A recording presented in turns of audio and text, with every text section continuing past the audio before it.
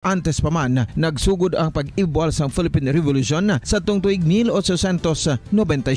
Sa paglipas sang malawig nga tinuig, madamo naman nga mga renovations ang ginpadigayon sa sining nga simbahan, tubtob nga natapos antes pa man mag-abot ang 20th century. Sadto ang isa sa nagapatahom sa Our Lady of Guadalupe Church, amo ang tuman katupong sang tanan nga parte sang simbahan, kag isa na diri ang original nga Doric columns, kalkip na ang may design nga salog padulong sa matahom nga elevated nga altar.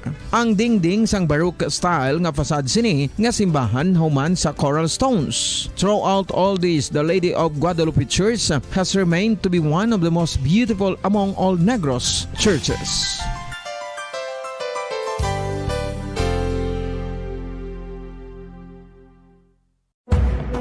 Madamo sang sahi sa pagpamasahe kay isa na diri ang foot massage. Magluwas sa relaxing feeling nga mahatag sini, nakaibalo-bala ka mo. Nga madamo man ini sa benepisyo sa lawas. Ang pagmasahe sang tiil ang maka-improve sang blood circulation. Bangod nagabulig ini sa pag-transport sang oxygen sa cells sang lawas. Nagapromote man ini sang mas maayo nga tulog, kag ginabulong ang sakit sa ulo, migraine, sakit sa liog kag likod. Nagapa-improve man ini sang modo kag nagabulig bato sa depresyon. Magluwas diri, ginapabilin sini nga healthy ang tiil kag malayo sa food problems. Bangod gina-stimulate sini ang mga ugat diri kag ginabuhinan ang stiffness kag sakit sa dapa-dapa. Gani mga kabombo, maayo gid sa lawas ang foot massage.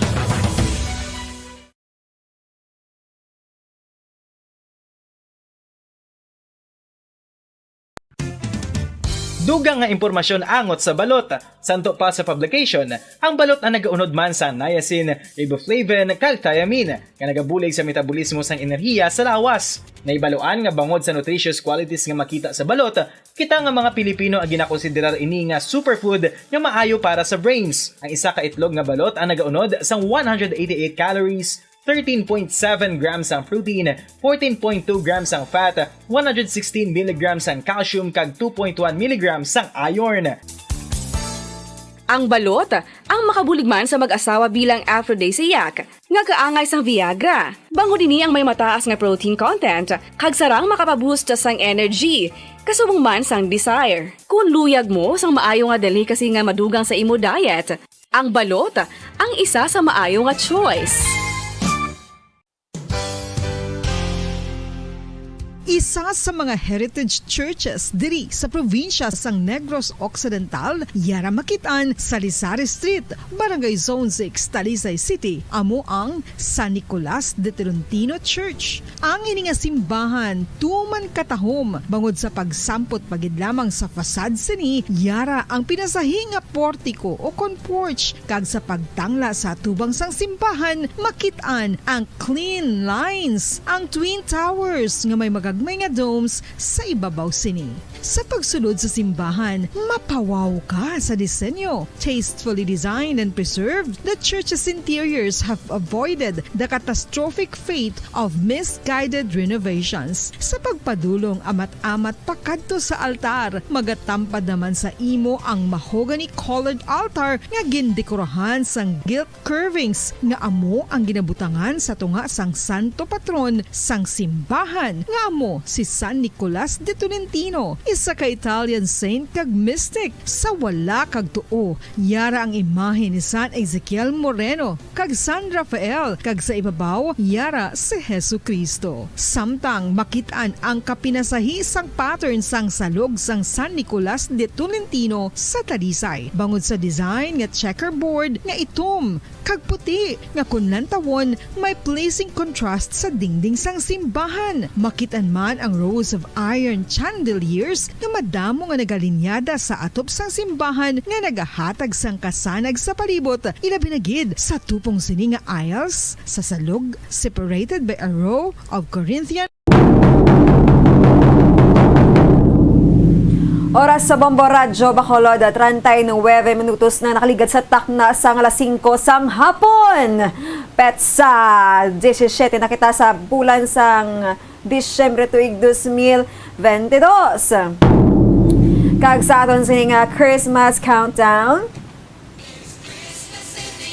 You can feel it everywhere.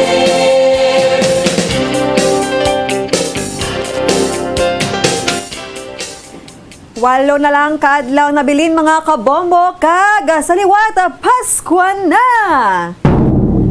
So, pertigid ka excited sa aton sining mga kauturan, no?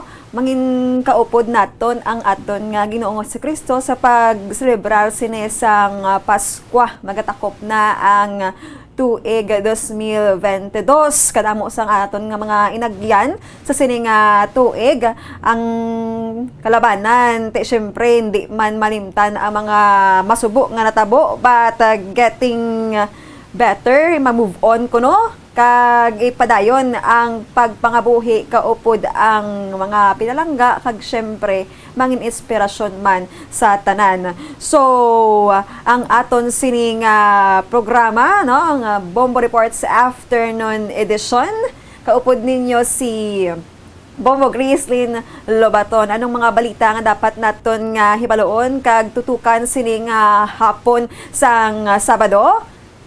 I-ano na karon? I-tackle na karon.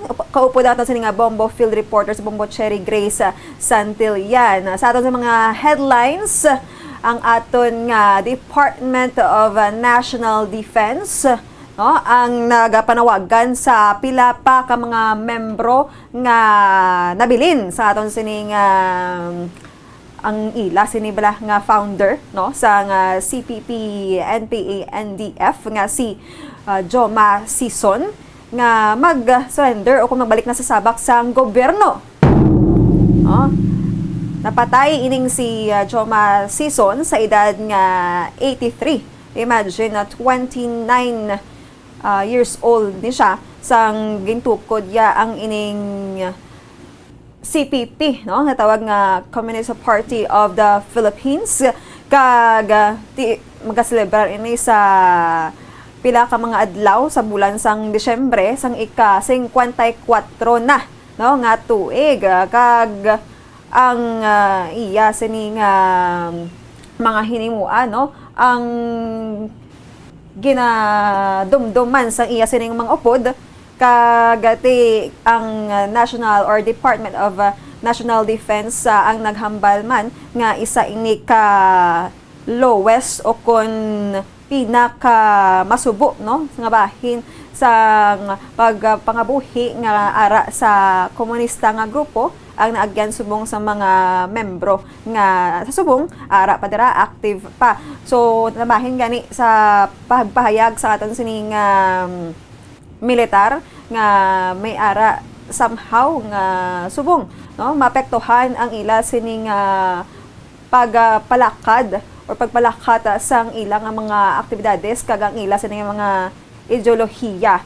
So tingwaon no sang aton sining mga otoridad sa gobyerno nga i-ero sa gihapon no himuon ang mga pamaagi para magbalik sa insaktong dalan ining mga NPA o kun ang ara pa sa pagpakigbato sa sining mga ideolohiya nga hasta subong no wala gid sa gihapon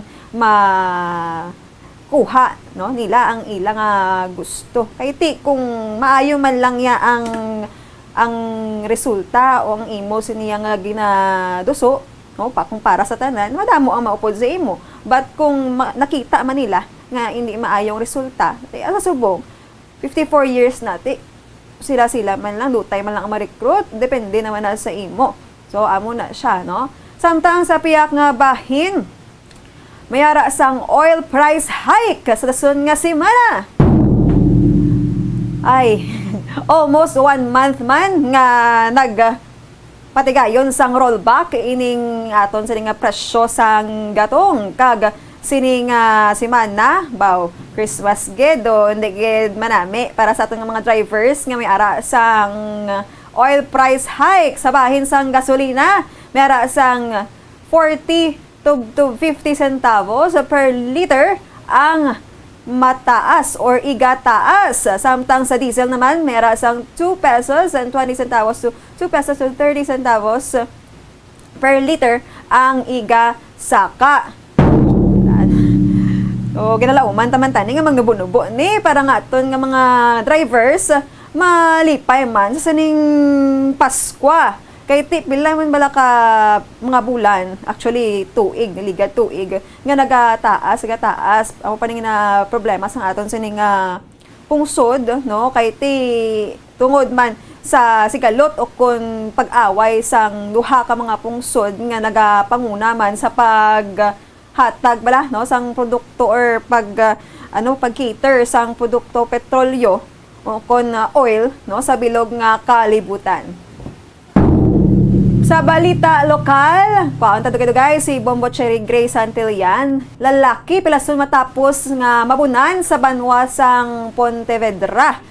Kadamo sa mga insidente nga gikan sa pag-inom-inom kag maglabot sa punto nga ini magitsidihanay. So aton ni checkeron kung ano niyang detalye kay ang aton sa mga kauturan daan ginapahamduman kamo nga ang inyo sining nga mga balatsagon inyo man nga iano man bala, no, i-adjust dira kung akig ka ti ano lang di magpadala sa imo nga emosyon kay ti kung marimalaso makapatay ka tapos ikaw mapriso. So ang suspect ni kuno nakapalagyo pa aton na ibaloon kag check naton ang sitwasyon sa aton sa nga syudad sang Bacolod sa nga adlaw sang Sabado kay ti kagapon kuno madamo sa mga Christmas parties ang natigayon sa mga eskwelahan, sa mga opisina kag iban pa, no? Ibalo naton ang mga detalye sa piyak nga linya si Bombo Cherry Grace Santillan. Bombo Cherry, please come in. Yes, Bombo Grace, live kita diri subong sa Circumferential Road kung sa diin makit-an diri naton nga kabugat man sa trapiko, Bombo Grace, especially sa mga gapadulong sa norte nga bahin sang syudad sa paglibot-libot sang patrol, Bombo Grace, perde man kabugat sa trapiko sa dalan Araneta, dalan Burgos kay syempre rush hour subong, Bombo Grace, kag Sabado nga adlaw ti subong man nga adlaw nagahiwat man ang mga iban nga sang Christmas party. Labi na gid kita man, Bombo Grace, no, syempre ang iba agwakwa baladaan mga hotel, mga iban pa nga mga function hall syempre ang bugat sang trapiko magbiyahe ang ining mga tagsa-tagsa ka mga empleyado amo ginaang cause man sang kabugat sang trapiko, Bombo Grace. Magkitaan man nato ang mga traditional jeepney diri, especially ang sa home site pun anay man ang mga pasahero, Bombo Grace. Na ilabi na gid ang mga subong kay syempre ang iban nga mga estudyante Sabado wala na klase, next week wala naman sila klase kaya Christmas sa break na nila Correct. po na nila nga magpahuway o kon maglagaw-lagaw man, Bombo Grace, no, pahuway man sa mga activities kag mga exam kag mga test nga ginapanghatag sa eskwelahan. Diri gani, Bombo Grace, so sa Circumferential Road 6 lanes na ginadi, Bombo Grace, pero ang trapiko hindi man mapunggan perte man diri ka trapiko, no, ang traffic especially subong nga yara naman gamat-amat gwa ang mga tracking o kung mga dalagko ang mga truck, Bombo Grace, kay syempre na lift naman ang o kung naghagan-hagan naman diri ang mga truck ban kaya mo ni nga oras pwede na ni sila yakagwa basta may ara lang sila nga interval na 5 minutes, Bombo Grace. Bombo Cherry, kahilidlaw gid sang kabuhi sang isa ka estudyante kay ti after Christmas party magbakasyon na sila, no, mabalik na sila probably January 4 or 5 kitaya ga ubra na, no, I mean wala kitaya sang pahuway but kung imo lang ibalikan ang mga tinuig bala nga isa ikaw ka estudyante magaano ka gid siya hatag ka sang oras sa imo nga pamilya, sa imo nga mga friends kag subong daan ang mga maestro ka maestra bawal man magwa sa eskwelahan, no, pati kaya sa Christmas party kamo ng ang memo nila, no, sa DepEd. So aton sa nga mga maestro nagapanumdum gid sa mga estudyante nga himuon nila nga memorable, meaningful ang ila sa nga bakasyon kaupo nila ang ila pamilya kasubo lang galing kay may pila ka mga insidente nga nagluntad diri sa Negros Occidental nga wala na yan naabdan sang Christmas tungod kay na dalaan or nagtaliwa na sa rason nga madamo bala sang krimen nga nagluntad kag mga aksidente sa dalanon ang estudyante bala sa Iwi Magalona National High School Bombo Cherry dumduman mo na. Yes, at sakto, gid Bombo girls, te bago lang gito siya ako ginpatapos lang ang iya nga Christmas party te pagtabok sa ilang atubang eskwelahan didto siya nabungguan sang tracking Bombo girls te. Imagine bala Bombo girls gina papundo na sa traffic enforcer ang ini nga tracking pero wala sa gihapon nagpundo. Te amo na nga naalang-alang iniya Bombo Grace sa pagtabok ang estudyante kaya syempre nakastop naman Bombo Grace mo te tiyempo naman ako tiyo na Manila ya nga magtabok kag na timingan man bala Bombo Grace nga siya ang nabungguan kag damo man siya actually Bombo Grace na kaupod sa pagtabok pero siya gid ang nalapakan sang tracking te padulong ako prior pa lang ganining tracking Bombo Grace nga maglabay dito sa eskwelahan may lapit man ni siya nga mabungguan nga motorsiklo pero luckily lang niya ining driver sang motorsiklo nakalumpat kay tiya syempre lapit man sa sagairon sang tracking truck mo tiya mo na yan nakalumpat siya Bombo Grace kag na save niya ang iya nga kaugalingon tiya mo na inquest naman ining kaso sa driver sang truck kag magatubang sang kaso nga reckless imprudence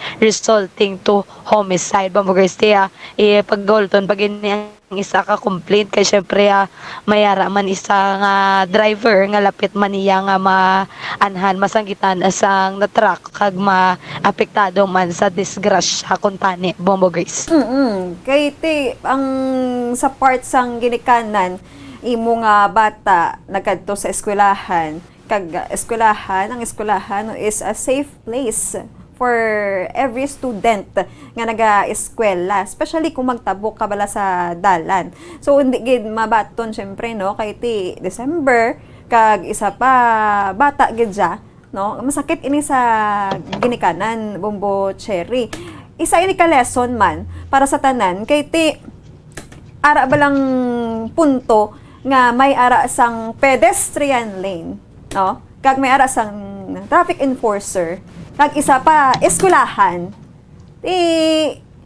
Amo na nga mga pangaman man wala gid na likawan, kag isa pa ara na sa pedestrian lane, no? Ang punto ta dire nga ginasulit-sulit ta permi. Ano nang pulos ang pedestrian lane? Kay tungod nga ginhimo ina para nga maghatag ka, magbahar ka maghatag ka sang kahigaynan sa mga nagatabok dira, no? Kay hindi man tanang dalan may pedestrian lane. Makapagusto ka padasig sa biyahe dira sa pila ka dalanon, pero pag abot sa pedestrian lane tani, magdumdum ka nga may layi kita dira, no? Sa mga drivers bala, especially sa tubangan dao, may mga pedestrian lane tada nga ginaagyan, hindi sila makapundo. Pero minada, no, ikaw pa yung ma-adjust ng mga tabok. 3 na kamo, 4 kamo, hindi pa magpundo. Yes, sakto gid Bombo Grace no ti ang iban gani ako isa naman niya Bombo Grace ko ang salakyan man gadya sa mga pasang gatalabok imbes nga ang wala bala pedestrian lane niya Bombo Grace di ara bala ano lang nang syempre adjust sanay man Bombo Grace kag kabalo lang gid sa Manila ang mga driver man kag amo man ang gatabok pero didto ya sa insidente sa Ibi Magalona sa lagi to ya ka truck driver Bombo Grace kay syempre pedestrian lane na may traffic enforcer na nga papundo sa iya pero wala gid siya pasaway gid siya Bombo Grace ya kag suno man sa drug test result ni Bombo Grace negatibo man ini siya sa paggamit sa illegal nga droga pero ambot kung ano ni ang problema sa driver nga ginapupundo na wala man karga ang tubo karga iya nga tracking sa tubo pero padungo lang gid guro Bombo Grace para bala nga padayaw sa dalan. So sometime Bombo Grace makadto na makita sa Pontevedra bala Bombo Grace sa Banwas sa Pontevedra kung sa diin mayara sing pagpamuno na naglunta dito sa barangay DSB na sa nasambit nga banwa kung sa diin ang biktima kilala nga si Arnold Puyong 30 anyos kag residente sa Cambaros Jutay Barangay Antipolo sa nasambit nga banwa kag ang suspetsado kilala nga si Alvin Mar Castillo 23 anyos kung sa diin nakapalagyo ini matapos mamuno Bombo Grace samtang ini sila nga duwa Bombo Grace nagapulaw pa sa namatsan ti araba na Bombo Grace nga nakainom tapos nagapanahor ini sila Bombo Grace ining suspetsado siya gini ang kapanahor tapos ang ining biktima ya daw arab lang gatubong-tubong lang sa baraha nga ang Bombo Grace tapos ako na nga nakainom nati naglalis ini sila tag-asay ini sila tingog di amuning suspetsado nagtindog sa gilayon tapos hinali ini ginabuno ang biktima ko sa diin nakaangkon ini sa pilas sa pahin sa iya nga tiyan Bombo Grace ko sa diin yara ini sa subong sa ospital sa may Don Salvador Memorial District Hospital sa syudad sang La Carlota. So ginaplanuhan pa ni Bombo Grace nga isaylo diri sa syudad sa Bacolod nga hospital kag apadayon man ang hot pursuit operation para sa suspetsado nga madakpan ini siya Bombo Grace. So Bombo Grace. Sige. So Bombo Grace yari bala pamatian naton ang pahayag gikan kay Police Lieutenant Ruel Peñero, Deputy Chief of Police sa Pontevedra Municipal Police Station. Bali sa may namatya ni ma'am sa may Hacienda Merced Gonzales, Barangay DSD sa Kapitang Pontevedra. Ang suspect ni ma'am sa may ang biktima hari sa may ma'am sa may namatyan. Nagahampang ni sila sang ma'am. Ang suspect nagahampang ni siya pusoy. Ang biktima ni ma'am nagataya lang bila nagatubong. Do prior na tabo ang pagbunanay ma'am ning may aran sila pagtasay kuno sa tingog. Kumilalisay ko sila partida sa saya. Then nang ulihi nagtindog ni kuno gulpi ang suspect ma'am dala buno ni sa biktima. Nalagyo ni dayon kuno ma'am sa ang suspect. Ubog niyo sila, sir, ang nataba. Makainom siguro sila ma'am. Iyan ang mga igos sa victim, sir. Rin ni siya nga right portion sang iya nga ma'am sa tiyan.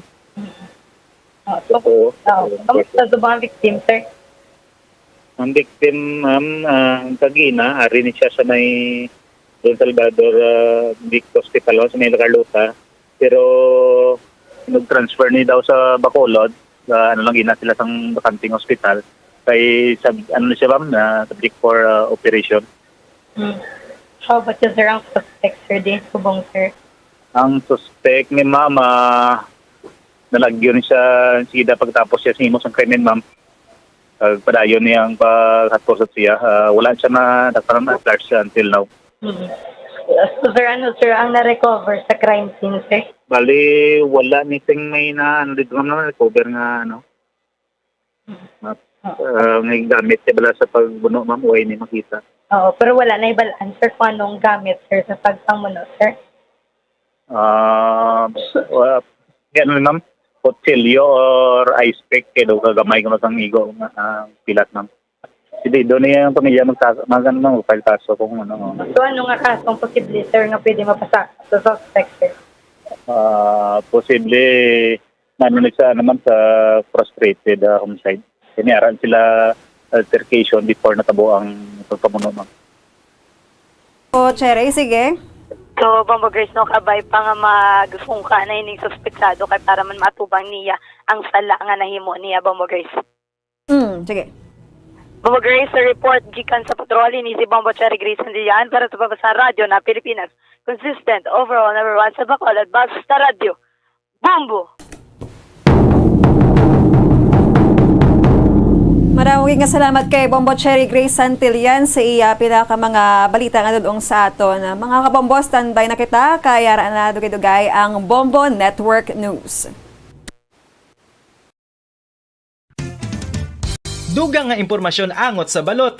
Santo pa sa publication, ang balot na nagaunod man sa niacin, riboflavin, kag thiamine, nga nagabulig sa metabolismo sang enerhiya sa lawas. Naibaluan nga bangod sa nutritious qualities nga makita sa balot, kita nga mga Pilipino ang ginakonsiderar ini nga superfood nga maayo para sa brains. Ang isa ka itlog nga balot ang nagaunod sang 188 calories, 13.7 grams ang protein, 14.2 grams ang fat, 116 mg ang calcium kag 2.1 mg ang iron.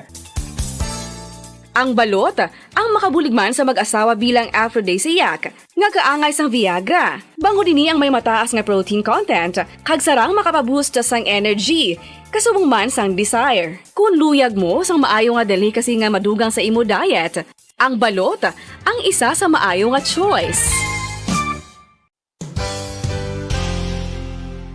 Isa sa mga heritage churches diri sa probinsya sang Negros Occidental, yara makitaan sa Lizares Street, Barangay Zone 6, Talisay City, amo ang San Nicolas de Tolentino Church. Ang ini nga simbahan tuman katahom bangod sa pagsampot pagid lamang sa fasad sini, yara ang pinasahi nga portiko o porch kag sa pagtangla sa tubang sang simbahan makitaan ang clean lines, ang twin towers nga may magagmay nga domes sa ibabaw sini. Sa pagsulod sa simbahan, mapawaw ka sa disenyo. Tastefully designed and preserved, the church's interiors have avoided the catastrophic fate of misguided renovations. Sa pagpadulong amat-amat pakadto sa altar, magatampad naman sa imo ang mahogany colored altar nga gindekorahan sang gilt curvings nga amo ang ginabutangan sa tunga sang santo patron sang simbahan nga amo si San Nicolas de Tolentino, isa ka Italian saint kag mystic. Sa wala kag tuo, yara ang imahe ni San Ezekiel Moreno kag San Rafael, kag sa ibabaw yara si Hesu Kristo. Samtang makitaan ang kapinasahi sang pattern sang salog sang San Nicolas de Tolentino sa Talisay, bangod sa design nga checkerboard nga itom kag puti nga kunlantawon may placing contrast sa dingding sang simbahan. Makitan man ang rows of iron chandeliers nga madamo nga nagalinyada sa atop sang simbahan nga nagahatag sang kasanag sa palibot, ilabi na gid sa Magandang gabi Pilipinas! Ano bang oras sa buong mundo? Narito na ang Bombo Network News Evening Edition. Ngayong araw ay Sabado, Disyembre 17 taong 2022, 8 days to go bago ang araw ng Pasko. Sa ulo ng ating mga balita, itong pagkamatay ni Jose Maria Sison, simbolo ng pagbulusok daw o papabulusok na hierarchy po ng Communist Party of the Philippines, New People's Army at National Democratic Front ayon sa Department of National Defense. Malaki ang umento naman sa presyo ng produktong petrolyo, ipatutupad yan sa susunod na linggo. Ilang balangkas para sa Kadiwa Store program ng pamahalaan babaguhin po ni Pangulong Ferdinand Bongbong Marcos Jr. sa pagpasok ng susunod na taon. Ilang grupo interesado raw na makilahok sa naturang programa. Flight at ground operation naman sa Ninoy Aquino International Airport pansamantalang sinuspinde dulot ng sama ng panahon. Samantala, ang Pilipinas maaari raw makamit itong upper middle income status sa taong 2025. Ang Department of Trade and Industry na si Secretary Pascual nanumpa na kay Pangulong Marcos. Ang Pangulong Marcos nagsagawa rin ng inspection sa bodega ng National Food Authority o NFA. Problema sa supply ng bigas at sibuyas na tugunan na ayon sa Pangulo. Pagbubukas muli naman ng Baguio-Luacan Airport, matagumpay unang batch ng Mactan Cebu Baguio flight umabot sa 84 passengers. Mahigit 45,000 outbound passengers naman binabantayan po yan ng Philippine Coast Guard dito sa lalapit na Pasko. At sa ating international news, ang search and rescue operations doon sa Malaysia sa mga missing dahil sa landslide nagpapatuloy. At sa ating sports balita, itong koponan ng Morocco mas lamang ngayon sa Croatia sa ilan na sports interaction na gustong manalo dito sa ikatlong pwesto para pa rin sa 2022 FIFA World Cup. Habang itong NBA update naman, ang defending champ na Golden State Warriors nilampaso ng Philadelphia 76ers ang Boston Celtics, bigong ipanalo man ang laban kontra po sa Orlando Magic. At live nationwide via satellite mula sa Bombo News Center Makati, at ngayon sa detalye ng ating mga balita. Naniniwala ngayon ang Department of National Defense o DND na simbolo ng pagbulusok na ng hierarchy ng Communist Party of the Philippines itong National Democratic Front, maging ng Department of DND, dahil pa rin sa pagpanaw ng founder nitong si Jose Maria Sison. Ayon po sa Department of National Defense, binuo raw nito itong grupo, binuo ni Sison para ilagay ang kanyang sarili sa kapangyarihan. Sinabi ng Department of National Defense na napagkaitan ng oportunidad ang maraming Pinoy na magkaroon ng hustisya sa pagkamatay ng puganteng si Sison. Responsable raw si Sison sa pagkamatay ng libu-libong Pilipino sa ating bansa, kabilang na po ang mga inosenteng sibilyan, mga sundalo, pulis, mga bata at kabataang combatants na namatay dahil sa kanyang bidding. Dahil dito, nanawagan na ang Department of National Defense sa mga natitirang naniniwala pa rin kay Sison na sumuko na ang mga ito at magbalik loob sa pamahalaan. Marami pa rin umano kasing mga nagbubulag-bulagan sa mga napakong pangako po ni Sison na mga rebelde. Wala rin umanong kinahantungan ang 5 dekadang brutal at itong tinatawag na bloody aggression laban pa rin sa gobyerno. Wala raw itong pinatunguhan kundi ang pagkasira at alitan ng libu-libong mga Pilipino. Mas maganda rin umanong itong kinabukasan ng bagong era o henerasyon na wala na si Jose Maria Sison. Nawala rin umano ang malaking harang sa kapayapaan sa bansa, kaya't nararapat lang na bigyan ng tsansa itong kapayapaan dito sa Pilipinas. Hindi magandang balita naman sa mga motorista dahil asahan ang malakihang aumento sa presyo ng produktong petrolyo sa susunod na linggo. Ayon sa mga energy sources, ang diesel na ginagamit yan sa mga public utility vehicles ang may pinakamataas na aumento.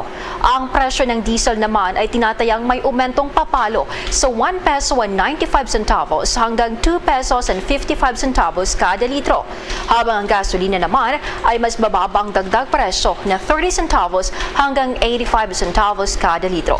Malaki-laki rin ang aumento sa presyo ng kerosene na 1 peso and 45 centavos hanggang 2 pesos kada litro. Ang oil price adjustment ay karaniwang inaanunsyo yan sa araw ng Lunes at ipinatutupad sa araw ng Martes.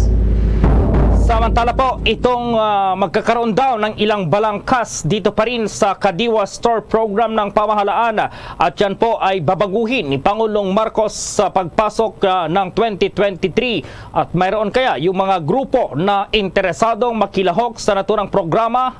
By report si Bombo Dennis Hamito. Naging abala ang Pangulong Ferdinand Bongbong Marcos Jr. sa kanyang pagbisita doon sa ilang Kadiwa store na operational pa rin kahit sa ganitong panahon. Lalo na't papalapit na itong December 25. Ito itong holiday season. Sinasamantala kasi ng ilan na makabili ng mga produkto na mas mura at accessible. Dahil ito ay dinadala sa mga komunidad. Kanina ay sinamantala ng Pangulo ang paglilibot at nag-inspection na rin sa ilan pang warehouse ng mga tanggapan kagaya ng National Food Authority. At yan ay tinitingnan yung supply na angko para dito nga sa mga Kadiwa store na may bebenta ng mura at magagamit din ng ating mga kababayan. Hindi lang kasi ito puro pagkain na Bombo Gerald, mga kabombo, kundi may ibang produkto din ng mga tinitinda galing sa mga komunidad.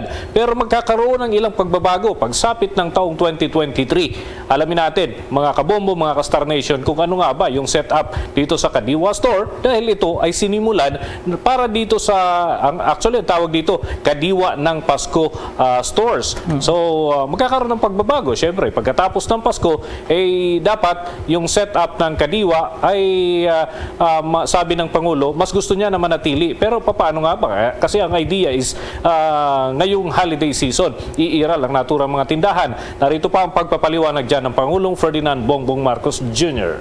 Kaya mabuti itong Kadiwa, hindi lamang nabibigyan ng pagkakataon ang taong bayan na makabili ng mga kailangan na bilihin sa mas mababang presyo, ngunit nabibigyan din natin ng pagkakataon ang mga local producers ng mga maliliit na produkto na meron silang merkado, meron silang palengke kung saan sila maaaring pumunta at ipagbili ang kanilang mga ginawang gamit.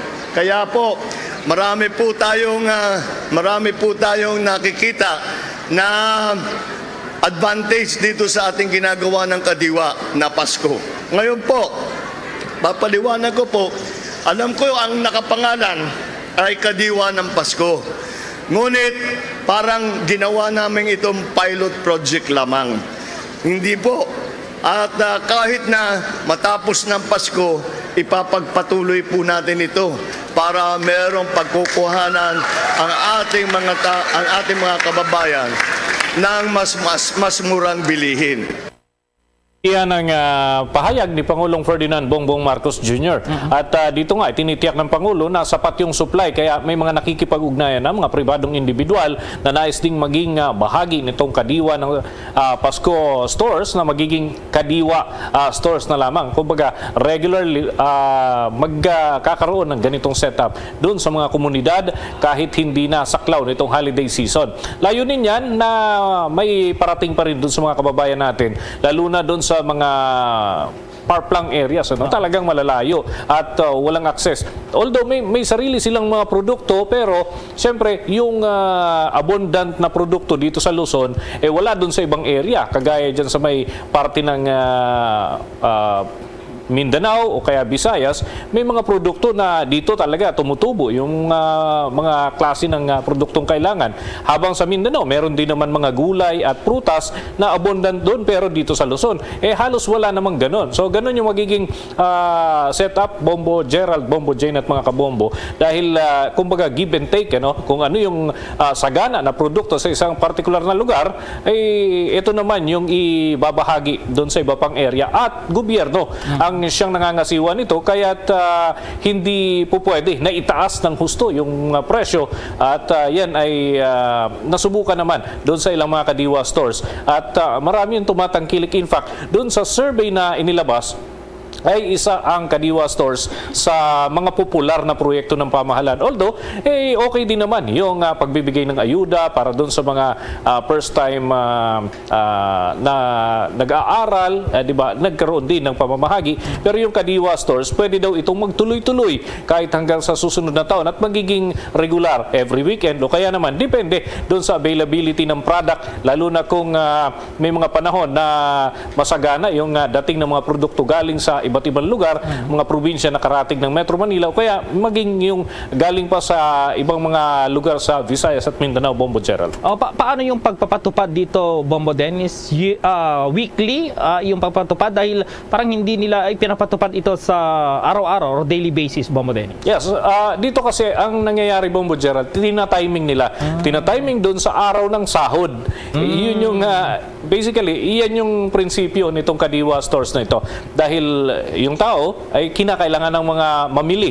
So, tina-timing nila kailan ba yung sahod, 15 at 30, karamihan, although may mga sumasahod ng ibang araw. Depende dun sa kanilang employer kung ano yung setup ng as long as makukumpleto yung payroll period, Bombo Gerald. So, may mga karamihan sumasahod ng 15 at 30. So, yung mga Kadiwa stores, siniset up ito sa ganung period. Pero ang ilang idea na lumilitaw nga, every weekend po pwede naman mag-set up ng ganito. Hindi kasing dami nung kagaya ng 1530 setup ng Kadiwa stores. Pero kung every weekend ay mas maliliit na pwesto po pwede naman, Bombo Gerald. Kasi nagmumukhang parang talipapa na andyan yung may isda, may karne, may gulay, may prutas at may iba pa mga produkto galing doon sa mga komunidad. Parang one town, one product na auto project ng Department of Trade and Industry. Halos ganun din ang nakikita na senaryo sa mga ganitong aktibidad. Ang kagandahan din lang nito, Bombo Dennis, limited yung pwedeng bilhin. Halimbawa, bigas 5 kilo lang yata para at least mai-distribute sa iba. Kasi yung iba dyan, sasamantalahin yan ay yung 25 pesos na presyo ng bigas. Kung walang limit yan, baka ubos ka agad, Bombo Dennis. Tama yan. Ay baka may dumating na truck at bilhin lahat ng bigas. Yung mga pupunta doon na para makapamili ng kahit magagamit para sa isang buong linggo nilang konsumo, ay hindi na makabili dahil may namakyaw na. Ika nga, may nag-wholesale na. So, hindi pumapayag yung dito sa stores na wholesale ang magiging bilihan. Ito'y paunti-unti lang. Depende sa pangangailangan ng mga mamamayan o mga residente sa partikular na lugar. May pupuntahan pa bang mga aktibidad ang Pangulong Marcos? Mukhang maghapon siya ngayon, Bombo Dennis. Kanina, galing siya doon sa Kadiwa stores at nag-inspeksyon dyan sa may area ng Valenzuela at sa may Bulacan din, yung tanggapan o yung warehouse ng National Food Authority. At dito ay inalam yung kung paano yung kapasidad ng naturang warehouse at kung nagkakaroon ng ilang kasi tinitingnan yung dating pa ng mga produkto kung hanggang kailan ang makukonsumo yung naturang mga produkto na naka-imbak sa nasabing warehouse. Malaking warehouse ito, Bombo Gerald, at personal na ininspeksyon ng Pangulo. So bukas may mga aktibidad din ang Presidente at sa loob at labas ng palasyo, yung kanyang lakad, asahan natin, magiging busy ang araw ng linggo kay Pangulong Bongbong Marcos Jr. Lastly, wala nang biyahe abroad ngayong Disyembre, Bombo Dennis, sa susunod na taon na. Well, wala na. January na yung kanyang susunod na paglalakbay at isa sa nakakalendaryo dito sa record namin, dito sa Malacanang Press Corps, yung China trip ng Pangulo. Inaasahan na yan ay magiging produktibo dahil ang dami ng agenda ng Pangulo at nitong si Chinese President Xi Jinping. So, unang biyahe ng Pangulo ay target yung China at yan ay aasahan natin sa pagpasok ng susunod na taon. Okay, Bombo Dennis. Para sa Bombo Network News, Bombo Dennis, Hamito nag-uulat para sa Pambansang Radyo ng Pilipinas. Basta Radio, Bombo! Samantala po, pansamantalang sinuspindi itong flights at ground operations sa lahat ng Ninoy Aquino International Airport Terminals dahil pa rin sa inilabas na red lightning alert or lightning alert. Dulot pa rin ng sama ng panahon ngayong hapon. Alas 1:54 po as of 1:54 p.m. sinuspindi ng Airport Ground Operations and Safety Division ng Manila International Airport Authority or MIAA itong mga flights dahil pa rin sa naitatalang pagkulog at pagkidlat dito sa Ninoy Aquino International Airport Terminals. Kaya naman asahan itong bahagyang pagkaantala raw ng ilang mga biyahe sa Ninoy Aquino International Airport dakong hapon at sa gabi po wala pang abiso itong pag-alis ng naturang red alert. Inihayag naman ni Socio-Economic Planning Secretary Arsenio Balisaca na malamang na maabot ng Pilipinas ang target nito na maging upper middle income economy sa 2025. Sa kanyang unang State of the Nation address noong buwan ng Hulyo, sinabi ni Pangulong Ferdinand Marcos Jr. na hinahanap ng kanyang administrasyon na dalhin ang Pilipinas sa upper middle income status by 2024 na may at least $4,256 income per capita. Sa ilalim ng na-update na mapamantayan ng World Bank, ang isang upper middle income na economy o bansa ay may gross national income per capita na nasa pagitan ng $4,046 at $12,535. Ang nakaraang administrasyon ay nakahangad na dalhin ang bansa sa katayuan ng upper middle income sa taong 2020, ngunit ang ekonomiya ay napunta sa pagurong dahil yan laban sa pandemya. Noong 2019, ang Pilipinas ay ikinategorya bilang isang lower middle income country na may gross national income per capita na nasa pagitan niya ng $1,006 at $3,955. Ang data mula sa Philippine Statistics Authority ay nagpakita na ang gross national income per capita ng bansa ay nasa $182,438, mga $3,300 noong nakaraang taon. Mas mataas kaysa peak ng pandemic year 2020 na $177,546 pesos. Ngunit mas bababa pa rin kaysa pre-pandemic gross national income per capita na $200,135 pesos noong taong 2019. Samantala po, formal nang nanumpa si Department of Trade and Industry o DTI Secretary Alfredo Pascuala kay Pangulong Ferdinand Bongbong Marcos Jr. Ito po ang inanunsyo mismo ng Office of the Press Secretary. Sinabi ng Office of the Press Secretary na kumpiyansa ang Pangulong Marcos sa patuloy na pagganap ni Secretary Pascuala ng kanyang tungkulin ng may buong puso para sa bayan. Kung maalala noong Martes ay sinuspindi ng Commission on Appointments Committee ang deliberasyon dito pa rin sa ad interim appointment ni Pascual bilang kalihimpuyan ng Department of Trade and Industry dahil sa kakulangan ng oras. Una rito, ilang business groups ang nagbigay na rin ng kanilang suporta sa pag-endorso sa confirmation ni Pascual bilang Department of Trade and Industry Secretary. Kabilang na rito ang Philippine Chamber of Commerce and Industry, yung tinatawag yan na PCCI, itong Employers Confederation of the Philippines o ECOP, ang Philippine Exporters Confederation Incorporated o PhilExport, itong Management Association of the Philippines at itong Federation of Filipino-Chinese Chambers of Commerce and Industry Incorporated. Nagpahayag din ng kanilang suporta kay Pascual ang DTI employees, itong Union and the Board of Investment Employees Association. Nakatanggap din ng suporta si Pascual sa ilang business groups gaya ng Financial Executive Institute of the Philippines, itong Catanduanes or Philippine Chambers of Commerce and Industry sa Catanduanes, itong Albay Chamber of Commerce and Industry, itong Philippine Exporters Confederation doon sa Region 10 Chapter at ang PhilExport Aklan Chapter Incorporated. Mamaya bakan po natin may panayam tayo kay Mr. Lito Averia ng National Citizens Movement for Free Elections. Itong national chairperson po yan. Kaugnay pa rin dito nga sa plebisito dyan sa Baliwag, Bulacan. Maging yung kanilang obserbasyon syempre dito sa unang linggo ng voter registration para pa rin sa Sangguniang Kabataan at Barangay Election.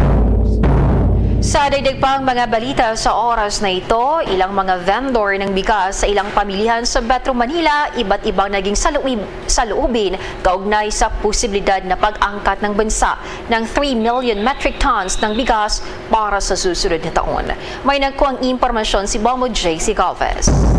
Iba't ibang naging saloobin nilang mga vendor ng bigas sa ilang pamilihan sa Metro Manila kaugnay sa posibilidad na pag-angkat ng bansa ng 3 milyong metrikong tonelada ng bigas para sa susunod na taon. Ayon kay Lloydie, matagal nang nagtitinda ng bigas, mas mainam daw na obserbahan muna ang mga posibilidad na mangyari kung sakali na mag-angkat ang bansa ng toneladang bigas. Ngayong buwan daw kasi ay sapat naman ang supply na kanilang bigas sa kanilang store. Samantala, sa pahayag naman ni David, ngayong buwan daw ay sapat pa naman ang kanilang supply ng bigas. Laking gulat din niya na ganong karami ang aangkatin na bigas dahil sa posibilidad na kukulangin ang supply nito. Pakinggan natin ang magkasunurang tinig ni Lloydie at David sa panayam ng Bombo Radio. Hindi, para sa akin naman, okay naman siguro yun. Pero hintayin muna natin kung talagang darating siya. Tsaka na tayo medyo magsasabi kung anong pwede nating sabihin o anong mangyayari doon. Kung sakali andito na yung sinasabi nilang ganun, bigas na darating sa atin. Totally sa amin, ano lang naman sir, hindi naman totally yung bultuhan yan eh. Pa 5, 2, ganun lang naman eh. Kasi ano lang namin, retail price lang naman din. Ganun lang. Pero yung sinasabi mong ano na darating na kuwan, hintayin muna natin kung talagang kuwan, kung maganda talaga yung idudulot niyan. Tingnan lang natin. Ngayon, medyo okay naman. Hindi tulad nung nakaraan talaga na medyo mahirap. Mahirap magbenta. Sa panahon ngayon, medyo okay naman. Sa ngayon, okay pa naman, Idol eh. Hindi pa naman sila nagsusort eh. Yung order lang namin kasi, Idol, konti lang naman eh. Pero naibibigay naman nila eh. Ang dami no? Ang dami ah. Sa ngayon, Idol, okay pa naman eh. Ganun lang din. Ikot-ikot lang din. Tama lang din. Kung ano yung kahapon, ganun din. Kung kumbaga, suki-suki na lang ba? Kung bumalik yung suki namin na bukas, ganun din. Hinihintay lang din namin tumaas yung yung mga nagdi-dealer sa amin eh. Pag tumaas, nag-ano na kami, kumbaga nag-adjust din ba? Kung tumaas, adjust din kami. Posibleng kailanganing umangkat ng Pilipinas ng 3 milyong metrikong tonelada ng bigas para sa susunod na taon sa gitna na nakaambang kakulangan dala ng mababang produksyon at mataas na pagkonsumo ng pagkain. Sa pagtaya ng Federation of Free Farmers, ang stocks ng bigas ay tinatayang nasa 427,000 tonelada lamang pagsapit na ikatlong quarter ng 2023. Bagamat posibleng tumaas ito sa katapusan ng 2022, subalit maliit lamang na nasa 321,000 tonelada na sapat lamang para sa 9 na araw. Ibinunyag ni Federation of Free Farmers Chairman Leonardo Montemayor na sa unang bahagi ng 2023, magkakaroon ng upward pressure sa mga presyo kung saan ang carry-over stock mula sa unang semester ay magiging katumbas lamang na isang buwang supply. Ayon pa sa grupo ng magsasaka, ang pagbaba sa rice stocks ay dahil sa mababang taunang produksyon ng bigas sa 2022 at parehong antas ng rice output kada semester para sa susunod na taon. Inaasahan din na tataas ang pagkonsumo ng pagkain ng hanggang 1.3% sa susunod na taon, bunsod na rin sa paglobo ng populasyon ng 1.3%. Kaya't kailangan ng pag-aangkat ng nasabing dami ng bigas para sa susunod na taon para mapunan na nakaambang kakulangan ng supply. Para sa Bombo Network News, ako si Bombo JC Galvez, nag-uulat para sa Pambansang Radyo ng Pilipinas. Basta Radyo, Bombo! Samantala po, itinuturing na matagumpay ng Commission on Elections o COMELEC itong pilot test ng tinatawag na Commission on Elections Register Anywhere Project o RAPA. Layo nitong makapagparehistro ang mga qualified Filipino voters sa mga booths sa ilang establishmento sa bansa gaya po ng mga mall. Sinabi po ni Commission on Elections o COMELEC Chairman George Erwin Garcia na good start itong naturang registration isinagawa ngayong araw. Ikinatuwa rin ni Garcia itong naturang bagong sistema dahil kaya naman daw pala ng ating bansa na isagawa itong naturang pagrehistro. Itong COMELEC kayang-kaya daw pala. Umaasa rin ang chairman na tatangkilikin ito ng ating mga kababayan. Ito ay dahil pwede nang magparehistro ang mga qualified voters na wala sa kanilang mga lugar. Kung maalala ngayong araw, isinagawa ng Commission on Elections ito pa ring pilot test ng Register Anywhere Project sa 5 malalaking mall sa National Capital Region o NCR at ilan pang mga probinsya sa bansa. Kasunod dito, umaasa naman si Garcia na mayroon pang ise-set up na 80 mall na Register Anywhere Project. Ang naturang programa ay available din sa mga overseas voters. Available naman itong registration of voters mula Lunes hanggang Sabado mula alas 8 ng umaga hanggang alas 5 po yan ng hapon sa lahat ng local COMELEC offices. Todo rin itong panawagan ni Garcia sa publiko na magrehistro ng maaga para maiwasan pa rin itong mahahabang pila sa huling araw po ng registration. Isa raw itong oportunidad para mapatibay pa itong demokrasya ng ating bansa. Ang voter registration para dito sa barangay at sangguniang kabataan elections na nagsimula lamang po noong Lunes ay matatapos yan magtatagal hanggang Enero at 31 sa susunod na taon. Habang itong Register Anywhere Project naman, itong tinatawag na RAPA ay hanggang sa Enero 25 sa susunod na taon. Ilalabas na ngayong gabi ng Commission on Elections si COMELEC ang resulta ng plebisito para gawing component city ang bayan ng Baliwag. Sinabi ni Commission on Elections COMELEC Chairman George Garcia na may kabuang 108,572 na rehistradong botante mula sa 27 barangay ang inaasahang bumoto ng manual hanggang 3 p.m. ngayong araw. Nagbukas naman ang 200 clustered precinct sa 200 para 6 voting centers sa bayan kanina alas 7 ng umaga. Sinabi ni Garcia na maaring lumabas ang resulta sa pagitan niyan ng alas 10:30 ng gabi hanggang alas 11 ng gabi.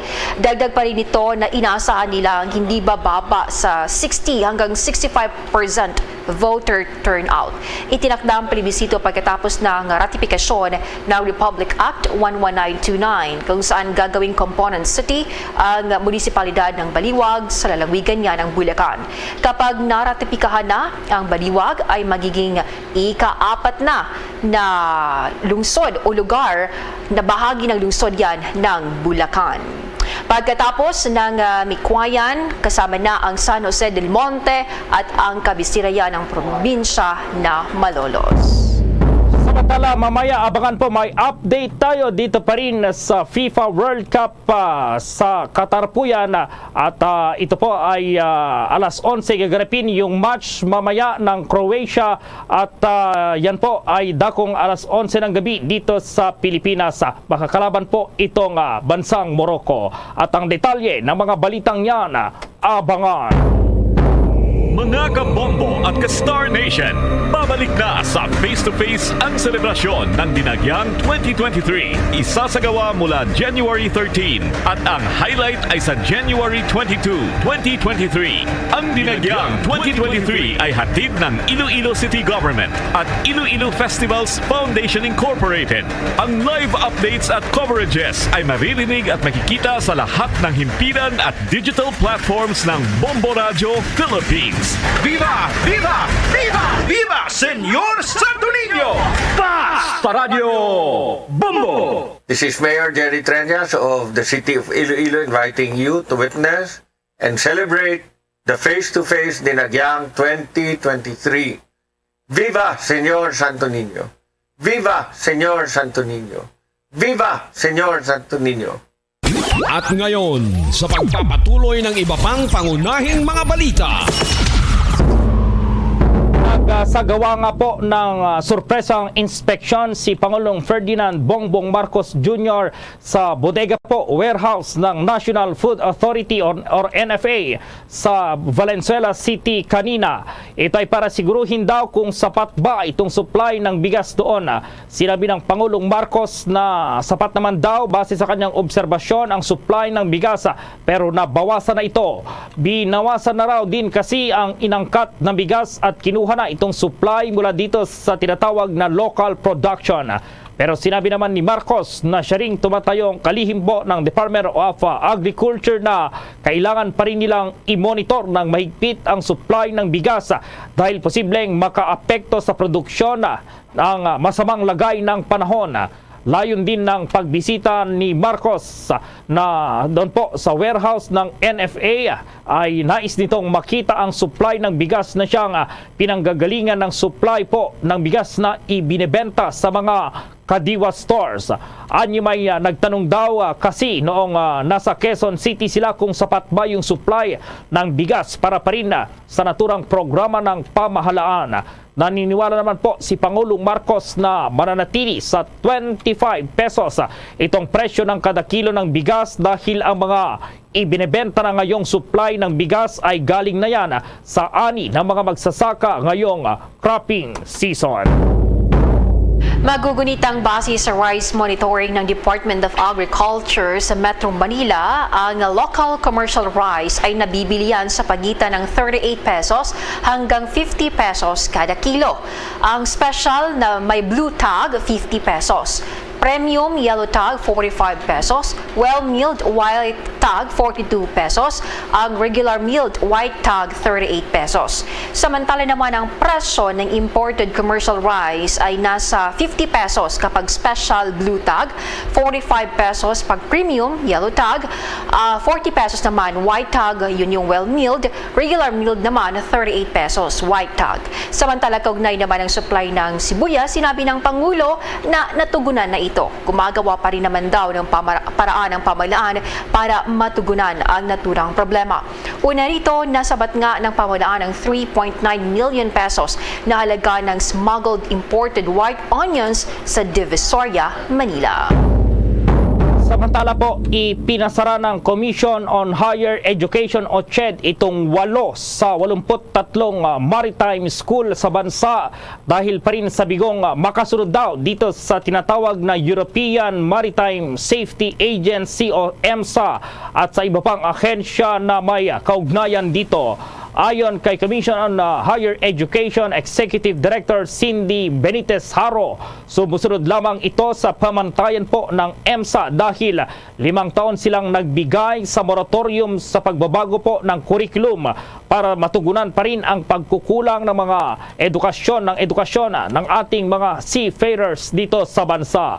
Kaugnay nito, maghihigpit din o naghigpit itong EMSA sa pagpapatupad ng Standards of Training Certification magiting itong watchkeeping, lalo na ngayong tapos na raw ang 5 taong moratorium nito dito sa bansa. Bombo Sports News. Samantala po, mas lamang ngayon sa pustahan itong koponan ng Morocco laban sa Croatia base yan sa ilang sports interaction maging sa mga tinatawag pong betting odds. Itong naturang match ay isasagawa sa Khalifa International Stadium sa Al Rayyan, Qatar. Dakong alas 11 po yan ng gabi, oras dito sa Pilipinas sa paglalabanan po nila yung ikatlong pwesto.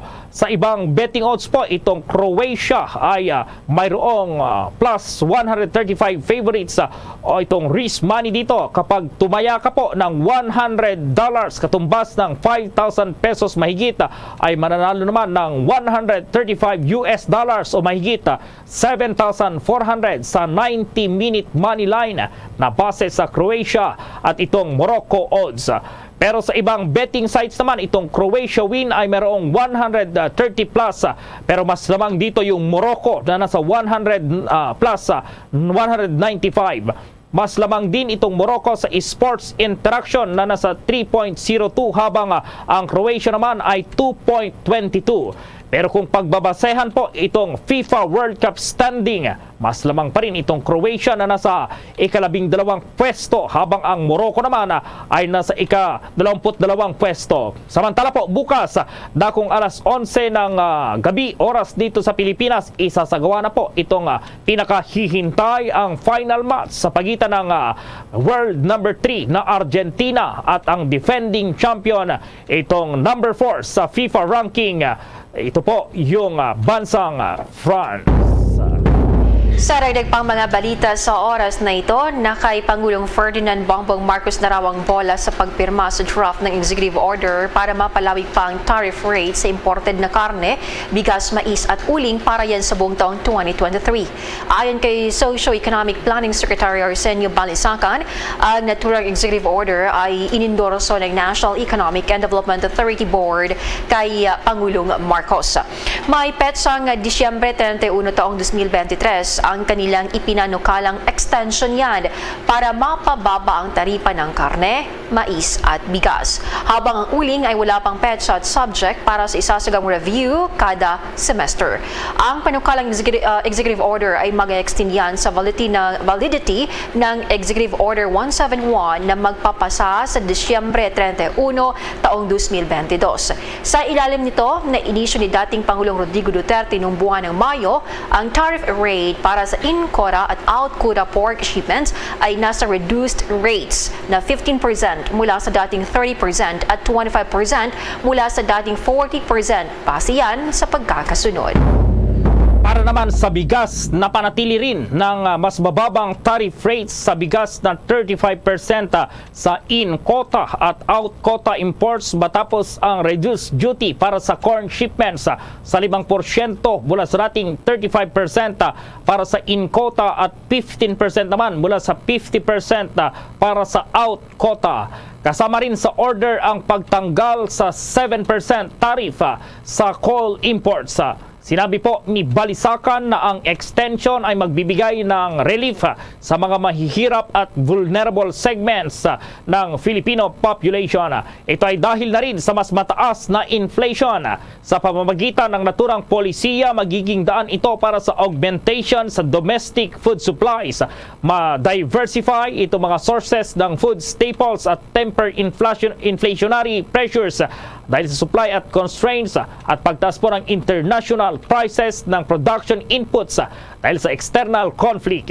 Ngayong taon po, ang year-to-date inflation ay may average na 5.8% at nalagpasan na po yung target range na 2% sa 4% matapos itong naitalang 8.0% inflation noong nakaraang buwan. Pero iginit naman po ng pamahalaan itong 2 hanggang 4% inflation rate ceiling para sa susunod na 2 taon at pareho ito sa susunod na 2 taon.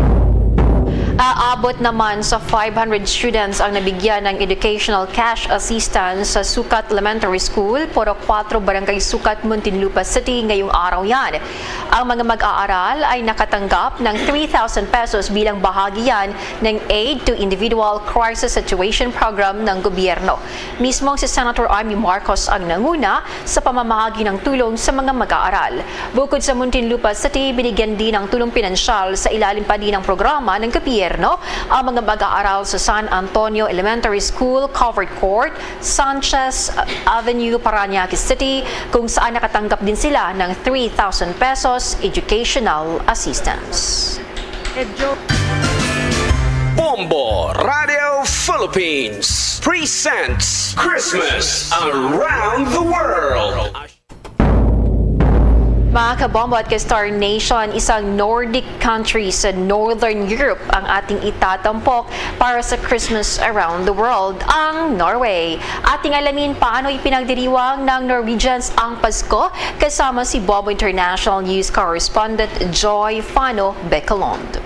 Jingle bell, jingle bell, jingle bell rock. Guyul. Hindi po yan pangalan, kundi ito ang pagbati ng Merry Christmas sa bansang Norway. Ang Norway ay isang Nordic country sa Northern Europe. Mga karatig bansa nito ang Finland, Russia, Denmark at United Kingdom. Ang relihiyon sa Norway ay pinangungunahan ng Lutheran Christianity na may 68.7% ng populasyon na kabilang sa Evangelical Lutheran Church of Norway. At pumapangalawa ang Romano Katoliko na nasa 3.1%. At kunting trivia mga kabombo ka-Star Nation, alam nyo ba na hindi ipinagdiriwang ang Pasko sa Norway noon bago unang sumibol ang Kristyanismo noong 1000 o 1100s? Alam nyo din ba na maituturing na pinakatanyag na kaugalian ng Pasko at nakamarka na rin sa kasaysayan ng Norway ang paghahandog ng higanteng Christmas tree sa United Kingdom kada taon. Ang Christmas tree kasi para sa Norway ay ibinibigay na regalo bilang pasasalamat para sa tulong ng mamamayan ng United Kingdom sa Norway noong panahon ng ikalawang digmaang pandaigdig na sumiklab noong taong 1939. Ang Pasko naman sa Norway ay ipinagdiriwang din sa mismong Disyembre 25. Mas nauuna naman tayo dito sa Pinas ng 7 oras kung kaya't mas nauna tayong nagsiselebrate ng Pasko kesa doon sa Norway. Ayon naman kay Bombo International News Correspondent Joy Fano Bekalond na 3 taon na sa Norway.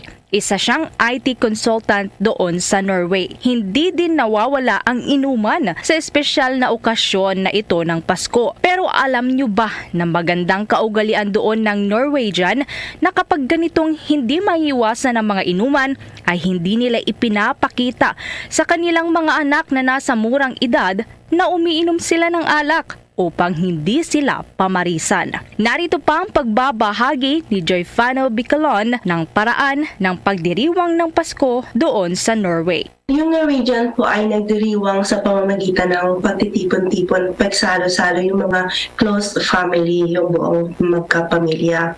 And it would start po from the morning, start po ng breakfast, and then after nyan po ay magpapalit po sila ng suit, ng dress to impress, formal attire. And then in the dinner naman po, magsasalo-salo ulit sila. And this is case-to-case basis naman po, depende sa pamamahay ng Norwegian. In my case po, sa mother-in-law ko, usually we would have pork belly in the dinner. And after po ng dinner ay uupo po kami sa lounge area para mag-coffee at kakain ng dessert. Then, imagine po, mayroon pong malaking Christmas tree sa sala, and there's one person na naka-assign para mag-facilitate ng pagbasa ng mga regalo, and tatawagin po nila isa-isa kung kanino nang galing yung regalo. Tapos, aabangan po ng lahat kung ano yung nakuha mong gift. And usually, wala pong inuman hanggat gising ang mga kabataan.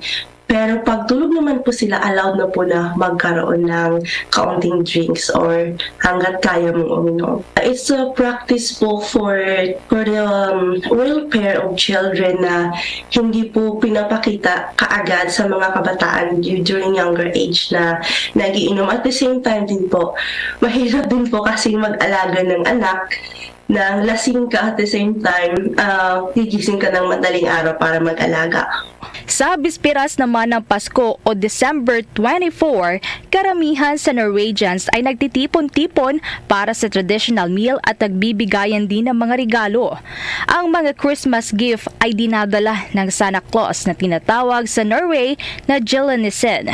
Sa kasagsagan naman ng Advent o sa buwan ng Disyembre sa Norway, meron silang tradisyon na nagbibigay ng maliliit na regalo kada araw pagsapit ng Disyembre hanggang sa mismong araw na ng Kapaskuhan. Ito ay tinatawag na Advance Gave o Calendar Gave. Isa pang tradisyon ng Norwegian ay ang pag-iilaw ng kandila ng bawat pamilya mula bisperas ng Pasko hanggang sa araw ng Bagong Taon. Usually po it's talagang importante na magkakasama yung mga magkapamilya, sama-samang magbukas ng mga gift. And yung mga kabataan naman po is super excited na inaantay nilang pagdating ni Santa Claus kasi bibigyan po sila ng regalo. Pagdating naman sa Christmas meal, pinakapopular na handa ang special bread na tinatawag na julikaki na mayroong raisins, candy peel at cardamom. Traditional din na hindi mawawala sa pagkainan ng Norwegians kapag Christmas Eve ay ang rice porridge na Rising Greens Grow na may butter, sugar at cinnamon. At ang inaabangang main dish tuwing Pasko ay kadalasan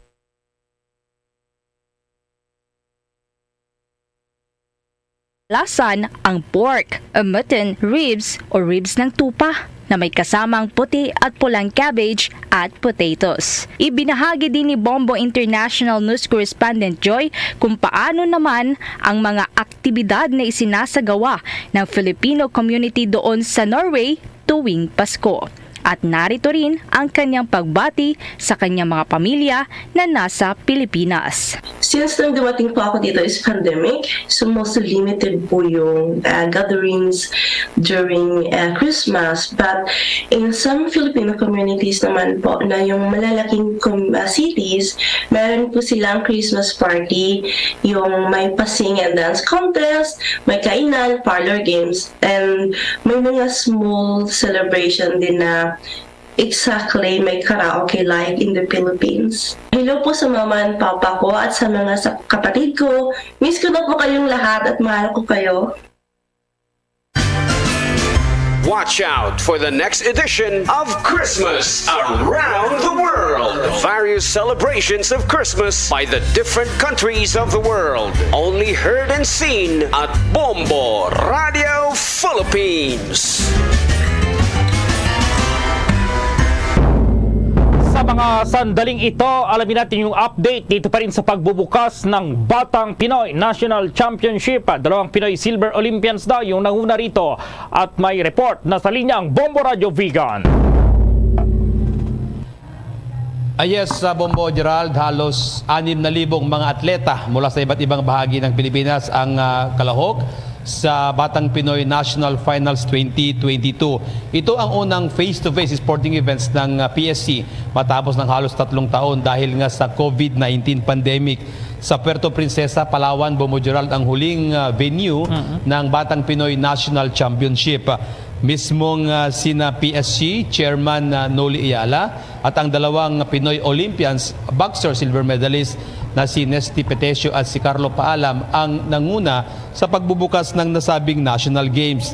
Kasama rin dito ang mga ang gobernador ng probinsya na si Governor Jerry Singson, Vice Governor Ryan Singson at maging si Vigan City Mayor Bonito Singson ang siyang namang kumatawan sa lalawigan ng Ilocos Sur.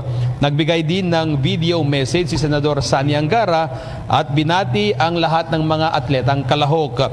Sa pahayag naman ni Chairman Ayala na siya ay tubong Ilocos Sur, taga San Esteban, Bombo Gerald, ay binanggit nito ang kahalagaan ng sports o ang grassroots level program. Inahalimbawa nito ang tagumpay ng ating mga atleta na sina weightlifting Olympian at gold medalist na si Hidelin Diaz, ang ating gymnast champion na si Carlos Yulo at boxers na sina Carlo Paalam at si Nesty Petesio. Para naman sa bahagi ng kapulisan na kung saan 6,000 nga yung mga nandito ngayon sa venue ng Quirino Stadium, kung saan nga ito yung venue din noon ng palarong pambansa, sinabi ni Police Colonel Marlo A. Castillo, ang Provincial Director ng Ilocos Sur Police Provincial Office, secured ang lahat ng mga atletang dumadalo ngayon dito sa National Games. Libo-libong mga pulis ang ipinakalat sa lahat ng playing venues para lamang ma-secure ang mga bata kalahok, lalong-lalo na yung mga galing pa ng Mindanao area. Ang aming panayam kanina kay Police Colonel Marlo A. Castillo. Sir, so far, how safe our players? Speaking of safety, we implemented the security package and as planned, nakita naman natin na well executed yung aming plano. In fact, we utilize less than 1,000 personnel para sa playing venues and billeting. And as of this moment, wala pa naman tayong recorded na incident. And that is what we are aiming for, yung zero incident. At right now, meron na tayong na-account na 2,704 na atleta joining. In the opening, makita natin na smooth. Yung traffic natin ay wala namang problema sa ruta ng parada. And we'll try and we'll ensure yung ultimate safety ng bawat isa, especially sa mga atleta natin na pumunta dito. Okay, yan, Bombo Gerald, ang ating naging panayam kanina kay Police Colonel Marlo A. Castillo, ang Provincial Director ng Ilocos Sur Police Provincial Office. Katatapos lamang, Bombo Gerald, yung kaninang mensahe ni Vice Governor Ryan Singson. At ngayon ay may mga konting mga palabas dito sa labas, doon mismo sa stadium, kung saan nga ginaganap ngayon yung opening ng 2022 Batang Pinoy National Championship.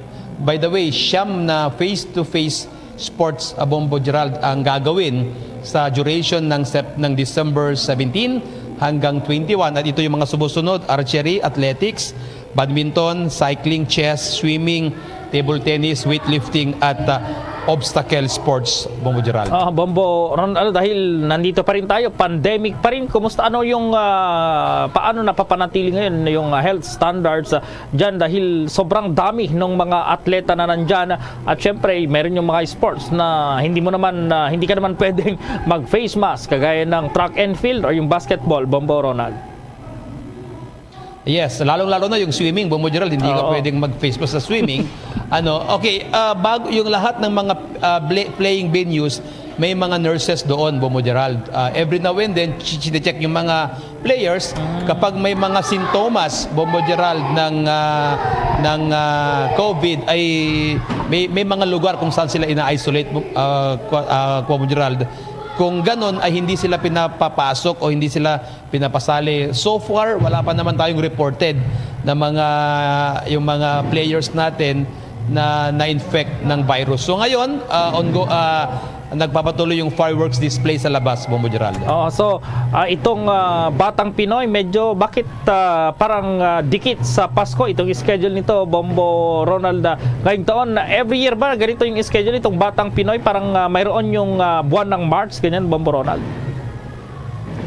Yes, actually, Bombo Gerald, December 4 sana ito, yung unang na-announce na na PEDSA, kaso lang naurong Bombo Gerald na naging 17. Kaya yung mga schools dito naging maaga yung kanilang preparations, maging maaga yung kanilang Christmas vacations, Bombo Gerald.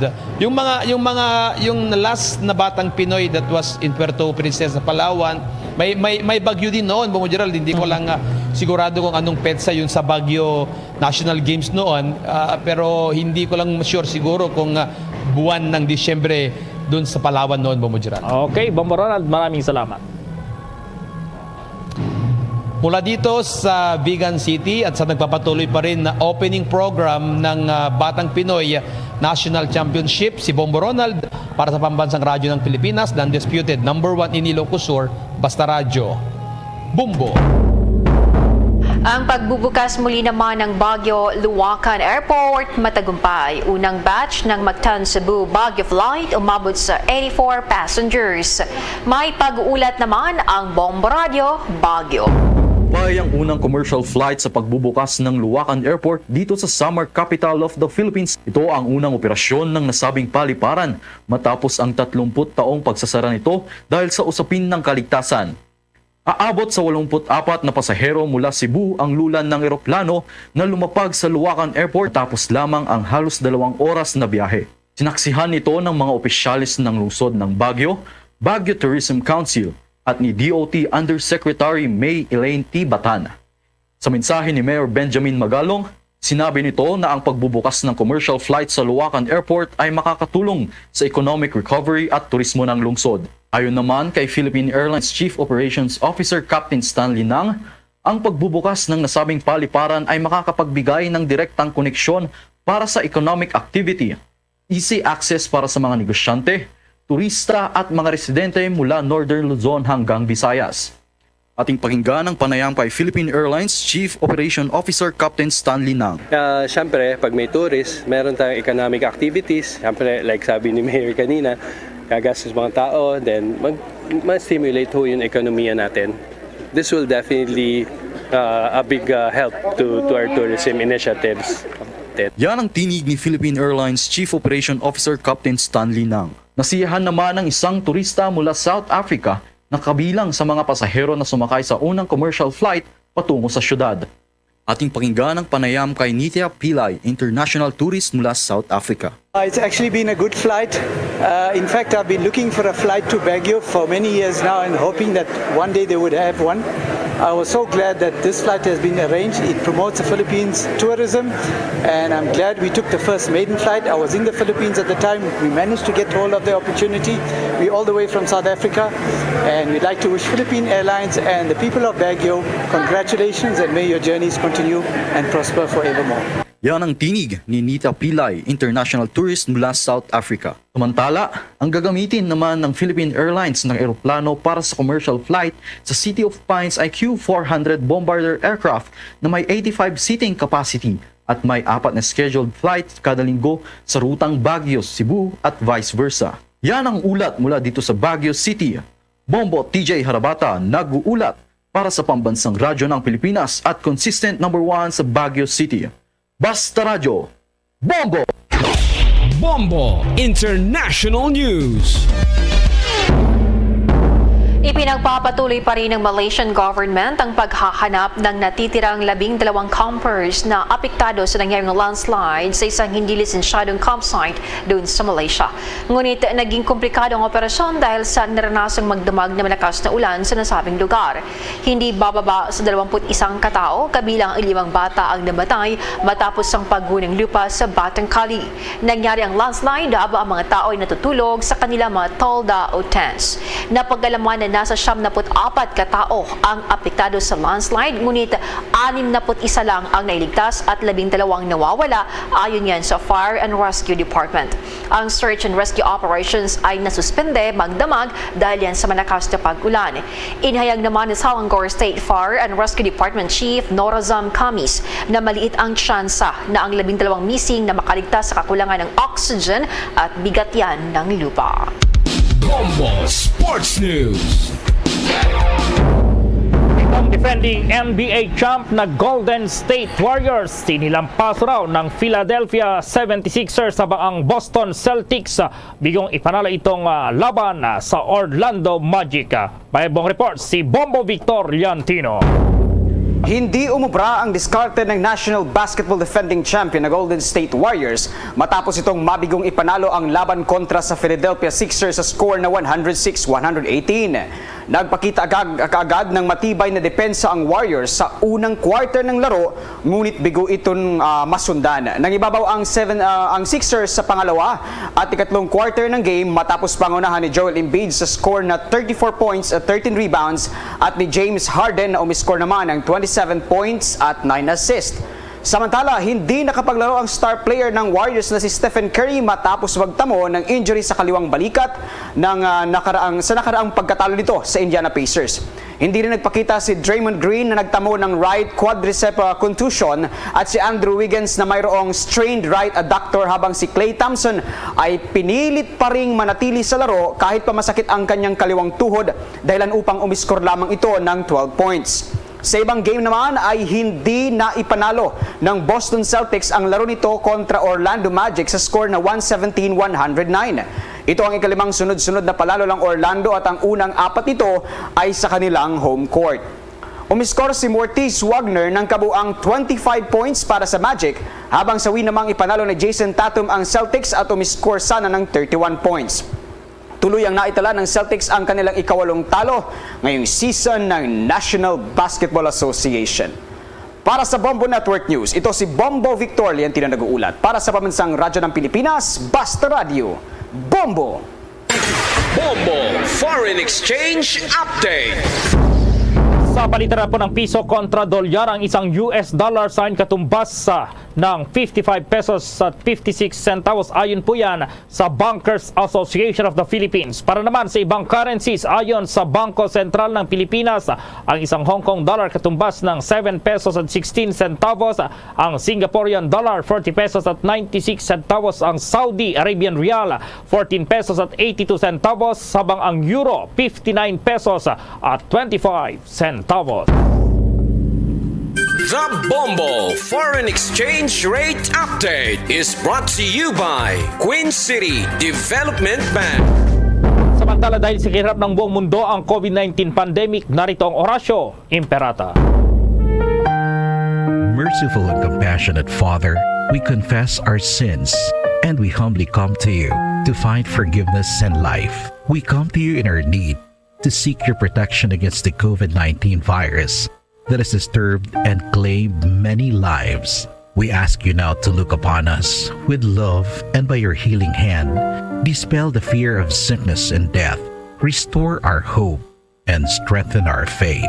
We pray that you guide the people tasked to find cures for this disease and to stem its transmission. Bless the efforts to use the medicines developed to end the pandemic in our country. We pray for our health workers that they may minister to the sick with competence and compassion. Grant them health in mind and body, strength in their commitment, protection from the disease. We pray for those afflicted. May they be restored to health. Protect those who care for them. Grant eternal rest to those who have died. Give us the grace in these trying times to work for the good of all and to help those in need. May our concern and compassion for each other see us through this crisis and lead us to conversion and holiness. Grant all these through our Lord Jesus Christ, your Son, who lives and reigns with you in the unity of the Holy Spirit, God, forever and ever. Amen. We fly to your protection. O Holy Mother of God, do not despise our petition in our necessities, but deliver us always from all dangers. O glorious and blessed Virgin. Amen. Our Lady, health of the sick, pray for us. Saint Joseph, pray for us. Saint Raphael the Archangel, pray for us. San Roque, pray for us. San Lorenzo Ruiz, pray for us. San Pedro Calungsod, pray for us. There's Christmas in the air, you can feel it everywhere. Mga Kabombo at Ka-Star Nation, sa ating Christmas countdown, 8 days to go bago ang Pasko. Luzon, Visayas at Mindanao maging sa buong mundo, yan ang kabuuan ng Bombo Network News Evening Edition. At live nationwide via satellite mula sa Bombo News Center Makati para sa pambansang radyo ng Pilipinas, Basta Radio Bombo!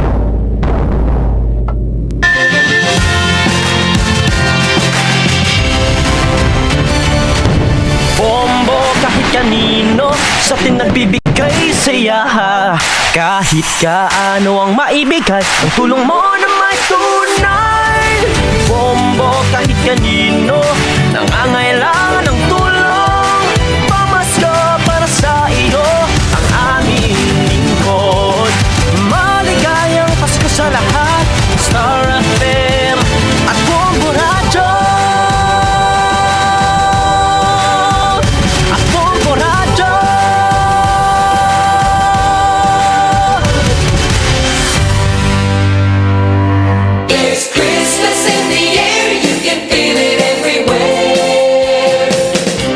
Sa ato sa mga kabombo ka mga Ka-Star Nation, may nabilin, walo na lang kadlaw, Pasko na sa aton nga mga tagparmati, panabugid nga salamat sa Bombo News Center.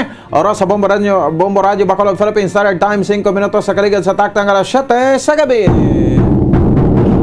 Mayong gabi, Syudad sang Bacolod, Negros Occidental, Western Visayas, Bilog nga kalibutan, nagapalag na ang zona libre.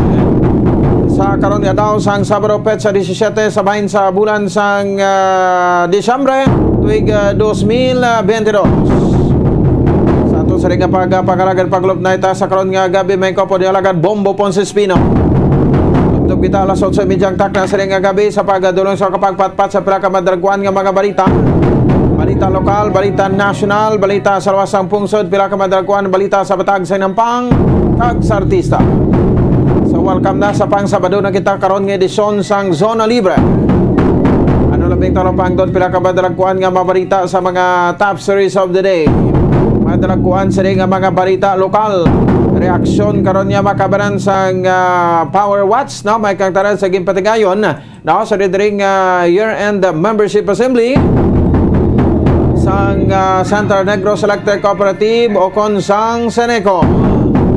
Sa bulon taman ni karong komento ni Mr. Winnie Sancho sa sining ginaluto ng negosasyon sa tunga iya sang sang Barangay Singkang Airport, no, nga konsidente na dakpan nga nagpangawat sang kuryente.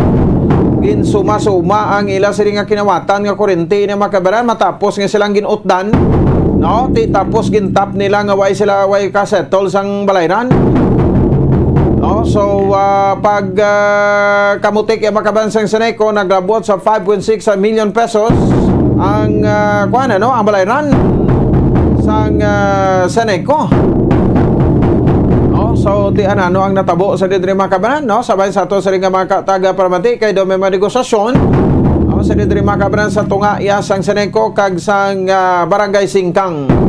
Ang lain lang ina makabanan kay ti nang nang tawag sa gani nang himuon na lang kuno nga 1 milyon ang balayran. O kay daw may nagpahayag kaya nga ti kuno ang sa likod sa negosasyon do may mando man kuno sa alkalde sang syudad sa Bacolod ti daw pareho ni karon kung matuod ina. No, nga nagmando abi-abi si Mayor Albi Benitez nga inegosyaron. No, kung itsuhon ang problema da sang Seneco kag sang Singkang. No, tinagwa na karon Mayor Benitez kung tuod ina ginakonsinti mo ang mga kawatan ang nagapangawat iya makabanan sang kuryente. Di ano abin pagtawag niyo sila, no, magsiling kabing nagtap sinutdan sila, no, ginbalik nila matumato ang ang ining nasambit iya makabanan nga kuryente. Huwag pa masetol ang balayran. Una din ko magpating ang Singkang mautdan sang kuryente, O sige no, so duay ni ka mapunto karon yung makabanan aton siling tutukan. May kompunta Mr. Winnie Sancho ang convenor sang Power Watch diri sa Negros Occidental. Samtang duga pa sa diri nga mga balita kami impormasyon diri man sa aton siling nga pagpalagad. Ang aton sining karon nga pila ka mga balita about sa FIFA, no? buwas pa man sa gabi niya, no? Ang ining nasambit iya makabanan nga kuan ano nga hampang sa tunga iya sang France kag at the same time sa bahin sang Argentina. Championship match na kita sa FIFA World Cup 2022 direktamente sa Qatar. So di basi makakuha kita karon sa mga correspondent nato, no? From France and Argentina. Pero subong nga gabi alas 11 karon may hampang may makabanan ang for kuanani third and fourth, no, sa tunga iya sang team Croatia at the same time sa bahin sang team Morocco. So sa third runner up na ini kag fourth runner up, third kag fourth place, no, sang kuan ano sang aton sa niya makabanan nga kuan ano nga FIFA World Cup 2022 finals.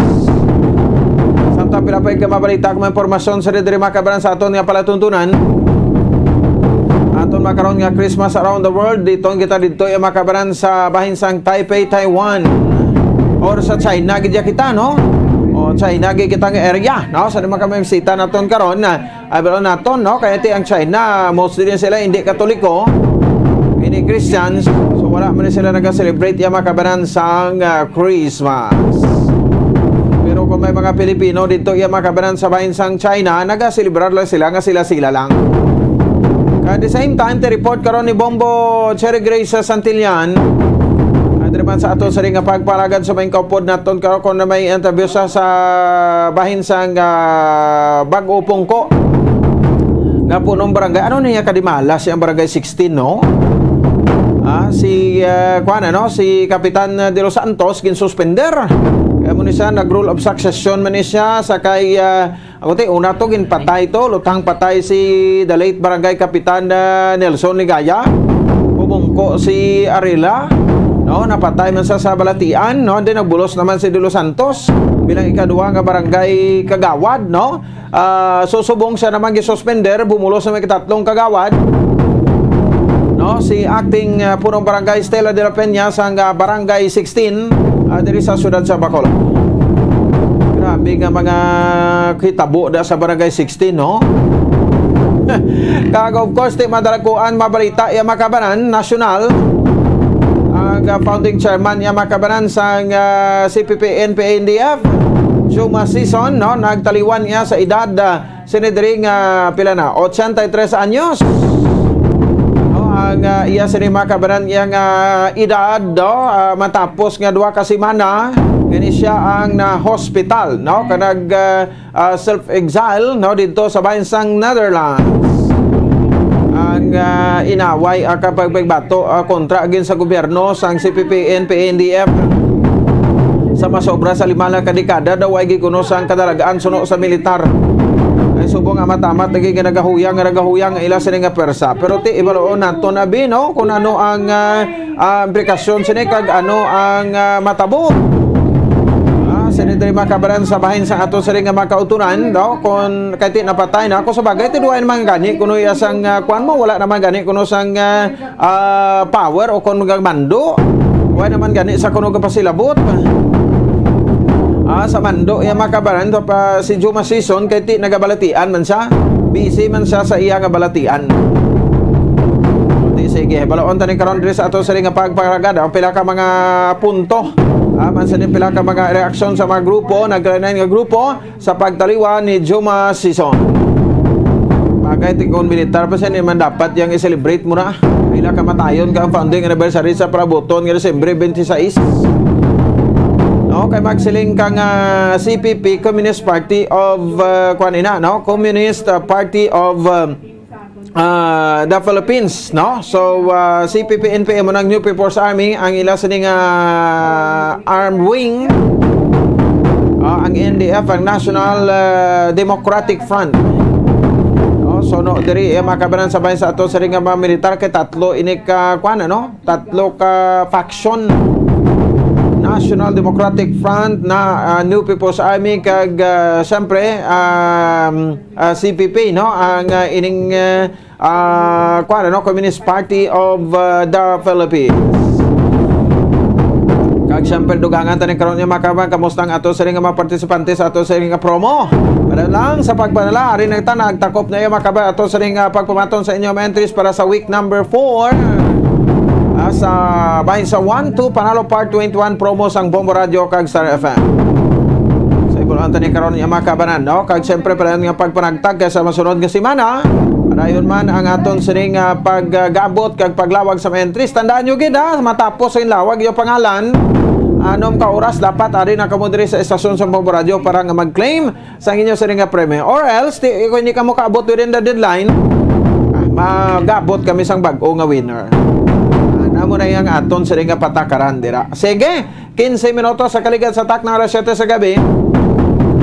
Daman sa ato sa ring nga pagpalagad nyo na bata na to sa ring nga mga headlines pagbalik naton. No, tutok na ito, nahaw na to Mr. Winnie Sancho, no, sa bahin sa Power Watch sa pirak may issues man naton iya makabran, kuha talang reaksyon na para mangin patas man kita. Diri sa aton sa iya nga mga kabombo. Sige, magabalik kita pagkatapos lamang sa pirak may importante nga mga pahibalo. Stand by. Ang fertilized duck egg ang ginakonsiderar nga delicacy hindi lang sa Pilipinas kundi amuman sa iban nga Southeast Asian countries kaangay sa Vietnam kag Cambodia kung sa diin ang pangalan sini ang nagikan sa Tagalog phrase nga balot sa puti o kon wrapped in white. Madamo sa aton ang mahuyugon og bakal sini sa mga dalanon apang ano bala ang makuha nga benepisyo gikan sa balot. Santo sa SF Gate, ang itlog nga balot ang apisar barato. Ini ang maayo nga source sa sang protein. Ini ang puno sang vitamin C kag beta-carotene. Nga parehas mabasko nga antioxidants nga makabulig sa pagtinlo sang free radicals gikan sa mga bloodstream. Kasubong man nagapabaskog sang immune system. Ang magpainit-init sa silaksang adlaw sa aga ang makadulot sa kayuhan sang aton ikaayong lawas. Suno sa madugay na nga pagtuon sa mga researchers worldwide, kalakip na diri ang American Academic Medical Center nga Mayo Clinic. Ila na pamatudan nga ang sun o kung si Haring Adlaw amugid ang best source sang vitamin D. There's good reason why vitamin D is called the sunshine vitamin. Ang pamangkot, paano ang proseso sa pag-angkon sang aton lawas sang vitamin D? Well, ang process nagasugod sa tion nga exposed ang aton panit sa sunlight dili na kag mahimo ang vitamin D gikan sa cholesterol sa aton lawas. Ang ultraviolet o kon UVB rays nga yara sa silak sang adlaw magaigo ini sa cholesterol sa aton skin cells, providing the energy for vitamin D synthesis to occur. Magluwas sa baboy, baka kag manok, may isa ka karne nga sarang mahimo alternatibo nga iserbe sa lamesa sa mga Pinoy kag ini ang rabbit meat o kon karne sang kuneho. Suno sa pagtuon, mas matinlo ini kag mas healthy kung ikumparar sa iban nga karne sang sapat. Ang rabbit meat ang sarang nga lutuon sa pamaagi nga naanda na sang kadamaan, kaangay sang adobo, lumpia Shanghai kag lechon. Apang ano bala ang mga benepisyo sini sa ikaayong lawas? Ini ang mayara sang mataas nga porsyento sang easily digestible protein kag nagaunod sang jutay nga fat kung ikumparar sa iban nga sahi sang karne. Nagaunod man ini sang jutay nga calorie value sang sa iban kag almost cholesterol free ini. Gani makabig siya nga heart patient friendly. Mas jutay man ang sodium content sa rabbit meat, samtang mas madamo naman ang calcium kag phosphorus content sini.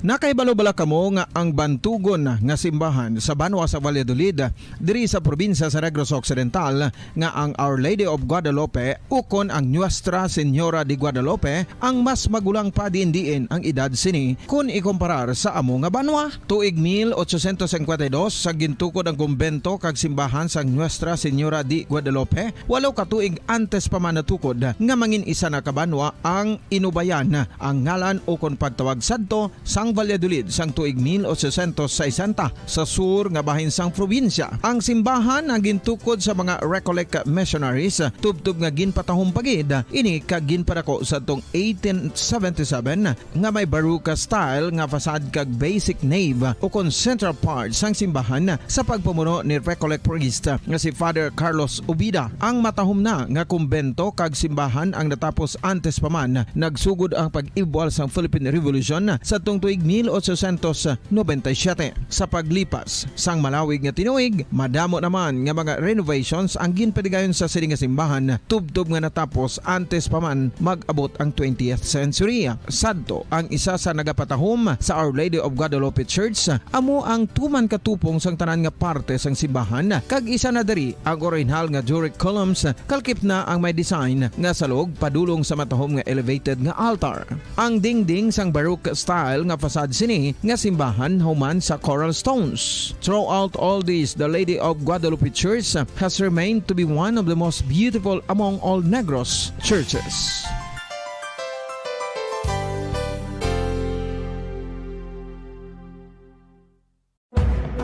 Madamos ang sahi sa pagpamasahe kag isa na diri ang foot massage. Magluwas sa relaxing feeling nga mahatag sini, nakaibalo-bala ka mo. Nga madamo man ini sa benepisyo sa lawas. Ang pagmasahe sang tiil ang maka-improve sang blood circulation. Bangod nagabulig ini sa pag-transport sang oxygen sa cells sang lawas. Nagapromote man ini sang mas maayo nga tulog, kag ginabulong ang sakit sa ulo, migraine, sakit sa liog kag likod. Nagapa-improve man ini sang modo kag nagabulig bato sa depresyon. Magluwas diri, ginapabilin sini nga healthy ang tiil kag malayo sa food problems. Bangod gina-stimulate sini ang mga ugat diri kag ginabuhinan ang stiffness kag sakit sa dapa-dapa. Gani mga kabombo, maayo gid sa lawas ang foot massage.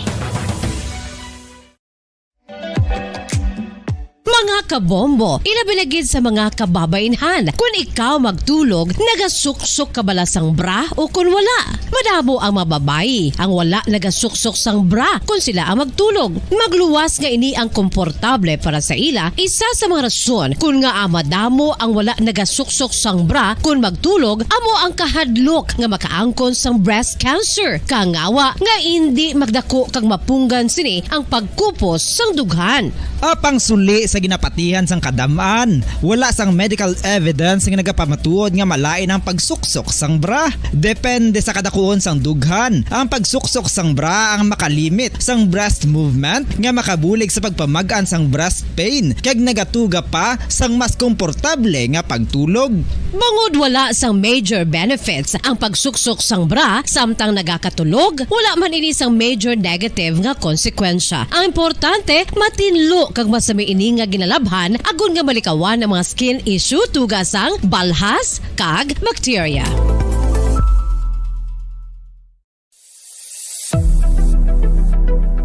Nakahibalo bala kamo kung nga ginatawag bilang miracle liquid ang gata sang lubi? Well, ini bangod nga madamo sang mahatag nga amazing benefits sa ang coconut milk sa aton nga lawas. Suno sa pagtuon sa mga dermatologist, ilabi na gid sa kay Dr. Rahul Nagar sang Max Healthcare Institute Limited, isa ka hospital chain nga nabase sa New Delhi, India, nga napamatud-ana nga may amazing benefits ang coconut milk sa aton buhok, guya kag panit. Ang gata sang lubi manggaranon sa vitamin C, E, B1, B3, B5 kag B6 kalakip ng iron, selenium, sodium, calcium, magnesium kag phosphorus. Coconut milk also contains good concentration of lauric acid, isa ka medium chain fatty acid nga nag-convert sa monolaurin sa aton lawas. Ang monolaurin isa naman ka compound nga nagaangkon sang antiviral kag antibacterial properties. Kaangay sa pagpati kag ginhimo sa aton nga katigulangan, ilabirigid sang aton mga lola, napamatudan man sa research nga may maayo nga madulot ang pagnusnos o kon pagmasad sang aton scalp kag buhok sa ulo gamit ang gata sang lubi. Ini bangod nga nagapa-restore sang pagka-dry, brittle kag pagka-damage sang aton buhok kaangay sang split ends. Ang coconut milk ang may ginaangkon nga excellent moisturizing properties nga makadulot sang good nourishing effect. Uy, makabulig man patubo sang buhok ang gata sang lubi pagod sa mga essential nutrients sa pag-angkon sang healthy, shiny hair. Ginpanugyan nga mag-apply sang homemade coconut milk sa aton buhok. I-gentle massage ini sa sulod sang 3-5 ka minutos kag padasunan sang pagbutang sang hot towel. Pagkatapos sang 20 minutos, shampoohan ini. Samtang maayuman nga makeup remover kag facial scrub ang coconut milk upod sa olive oil. Hindi lamang nga ginatinluan sini ang aton guya, gina-nourish man sini ang aton skin, deeply. Apang, importante nga pahanumdum. Rub it gently. Maayo man nga cleanser ang gata sang lubi, bangod may antibacterial properties ini, makabulig sa pagtapna sang pagtubo sang punggod kag acne sa aton guya. The fats in coconut milk do not clog pores, thereby preventing acne. Samtang ang gata sang lubi epektibo man sa paghatag sang alibyo sa sunburns bangod sang ginaangkon nga anti-inflammatory properties sini. Ang coconut milk napamatud-an nga makapaayo man sa mga skin ailments bangod sang excellent moisturizing effect sini sa dry skin conditions kaangay sang eczema, dermatitis kag psoriasis. Ang natural fatty acid sa gata sang lubi ang makabulig sa dry kag irritated skin, kalakip na nga ginakakas sini ang mga harmful bacteria sa aton panit. Ano pa ang ginahulat nyo? Maggamit na sang homemade nga coconut milk for it really works wonders. Ang alom ang normal nga makitaan sa panit ng isa ka tawo. Apang paano bala mabalaan ko ng isa ka alom cancerous? Ang normal nga alom ang nagaduag sang brown, tan o kon black spot sa panit. Posible ini nga flat kung nagabukol kag masami man ini nga bilog o kon oval. Mayara man sa mga alom nga yara na nga daan humalin sang ginbunag ng isa ka tawo, apang kalabanan sa mga ini ang nagatubo sa mga bata. Kalabanan sa mga ini ang harmless, apang importante nga mahibaluan ang pagbago sa mga alom kaangay sang kadakuon, shape, duag, kag texture bangod posible ini nga senyales nga nagadevelop ang melanoma. Isa sa mga senyales ang melanoma, ang bago nga spot sa panit o kun ang spot nga nagalain-lain ang size, shape kag duag. Importante man nga senyales kung ang spot ang mas lain sang sa iban nga alom sa panit. Kung may makitaan nga amo sini nga warning signs, dapat magpasikyar na sa doktor.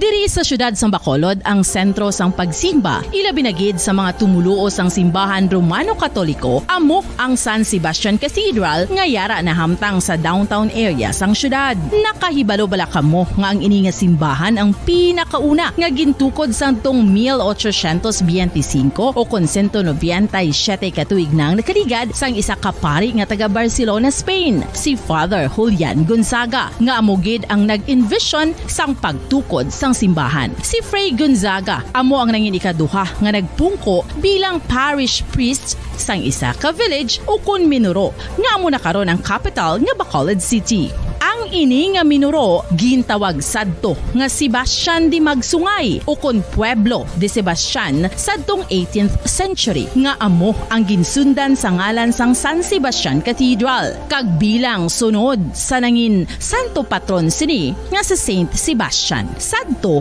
ang una kag original nga simbahan na human lamang sa kahoy kag galvanized iron roof apang sang pag-abot sang Abril 27 sadtong tuig 1876 o kon 146 katuig na ang nakaligad diri na gin-construct ang current structure o kon stone church sang San Sebastian Cathedral sa pagpamuno naman sang Spanish priest nga si Fray Mauricio Ferrero sang Order of the Augustinian Recollects. Si Bishop Mariano Cuartero sang Archdiocese sang Haro amo ang nag-consecrate sang simbahan sa bispera sang gabi sang kapiestahan ni Saint Sebastian sadtong January 19, 1882 tubtob 1885 sang gintukod naman ang duha ka mga tore sang lingganay sang cathedral. Ang makitan nga dako nga relo sa tunga sang San Sebastian Cathedral sa gwa nga bahin ang gindonar ni Don Luis de Luzuriaga nga nangin gobernador sadto sang Negros Occidental. The San Sebastian Cathedral is a late 19th century church in Bacolod, Negros Occidental in the Philippines. It is the seat of the Roman Catholic Diocese of Bacolod.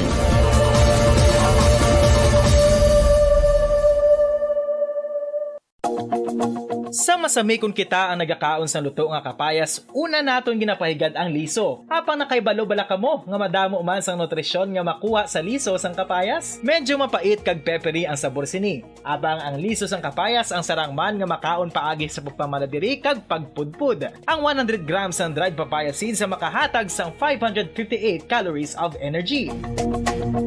Ini ang manggaranon sa proteins, fats kag fiber. Nagaunod man ini sang vitamins kag minerals, kaangay sang iron, calcium, magnesium, phosphorus, zinc, kag madamo sang iban pa. Ang liso sang kapayas, ang manggaranon sa monounsaturated fatty acids like oleic acid. Nagaunod man ini sang polyphenols kag flavonoids nga mabaskog nga antioxidants.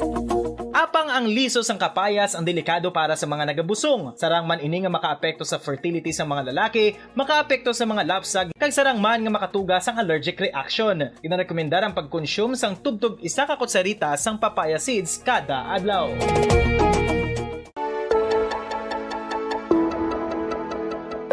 Luyag mo bala nga buligan ng imuguya nga magmangin mahining ukon makaangkon sang top of the line highlighter nga pwede lamang maangkon na sa sulod sang balay. Huo mga kabombo! No fancy skincare products, no messy do-it-yourself masks, kag ini ang pinaagi lamang sa ice cubes nga madamo naman ang nagahimo sini kag nagahambal nga epektibo ang ini nga beauty regimen kag skincare tip. Suno sa mga dermatologist, makabuligid ang pagnusnos sang ice cube sa aton guya adlaw-adlaw. Ang ice makadulot sang pagpahugot sang aton panit sa guya bangod gina-constrict sini ang mga blood vessels diri. Rason nga nagakipot man ang mga pores kag wrinkles sa aton guya. Nagapakupos pa ini sa mga inflammations kaangay sang eye bags kag pagpalangharok sang aton mga mata. Ang pag-rub sang ice cube sa aton guya makahatag sang soothing effect kung may nagatubo nga acne. Kag ang kabugnaw sang ice nagapapana sang pagpalamula sang panit dulo sang dalalagko nga mga punggod nga nagatubo kalakip na ang sunburns kag rashes. Makabulig man ang pagnusnos ng ice cube sa aton guya sa pag-reduce sa mga aging signs kaangay sang fine lines kag wrinkles ukon pagkurinot sang panit. Inibangod nga ang coldness sang ice nagabulig sa pagpahugot sa mga pores sa aton panit, making your skin look firmer and younger. Apa ang importante nga pahanumdum, kung mag-rub o kung magnusnos ang ice cube sa guya, dapat inanay lang kag in circular motion for best results. Makaisa man lang ka best kada adlaw, dapat nga mag-apply sang ice cube sa guya. Gani, ano pa ang ginahulat mo? It's time for Ice Ice Baby! Masami nga ginalakot sa madamo nga mga pagkaon o kung mismo ginasudaan sang madamo nga mga Pilipino ang salted egg. Ang salted egg ang nahibaluan nga masamihimo sa itlog sang bibe. Ang 50% nga mas madamo ang unod nga calories sang sa itlog sang manok. Kag ini ang nagaunod man sang pila ka mga essential nutrients. Ang calorific content sang itlog sang bibe ang nagikan sa protein, fat, kag carbohydrates. Ang protina nga makita sa itlog ang isa kasahi sang high quality protein kung sa diin ang kada isa nga itlog sang bibi ang makitaan sang 9 grams sang protein. Samtang ini ang nag-unod man sang 9.6 grams sang fat kag 1 gram sang Tanda makabanan sa aton na pagpalagad. Oras sa Bombo Radio Bacolod, Philippines Standard Time, 30 minutos sa kaligan sa takna alas 7 sa gabi. Sige, diri na kita, no? Si Sir Winnie Sancho sa Piyakalinya, check naton this time. Pagkuha na to sa reaksyon sa sining year-end assessment sa bahin sang Central Negros Electric Cooperative. Ang ining ginatawag yung makabanan nga year-end assembly, Consumers Assembly 2022. Sa Piyakalian, Sekreto Sir Winnie Sancho. Sir Winnie, may gabisi mo live sa Bombo Radio Bacolod, si Bombo Ponce ni. Yes, Bombo Ponce, may gabisi mo, no? Labi na gid sa aton mga viewers, no, nga nagatutok din sa imo programa. Yes sir, thank you gid, no? Sir Winnie, ton after siniton i-remind lang to na isa sa gwa, no, nga untatanan na ni. Kay di ko kabati di. No, sige, no. So Sir Winnie, no, ang aton sining subong, no, kahapon may gipregan or yes, ano, nga assembly or sang Thursday, no? Sabahin sa Central Negros Electric Cooperative, anong inyong reaction diri sa part sang power sector, Sir Winnie? Well, actually, samtang nagapasalamat kita sa pag-imbitar Manila sa aton kag ibang nga konsumidor, ang assembly, I think, no, in my own opinion, it was intended to justify, no, the high rate of electricity and also the inefficiency and other decimal services of Sineco, no? And ang guaya sa tubong bupon daw lecture, no?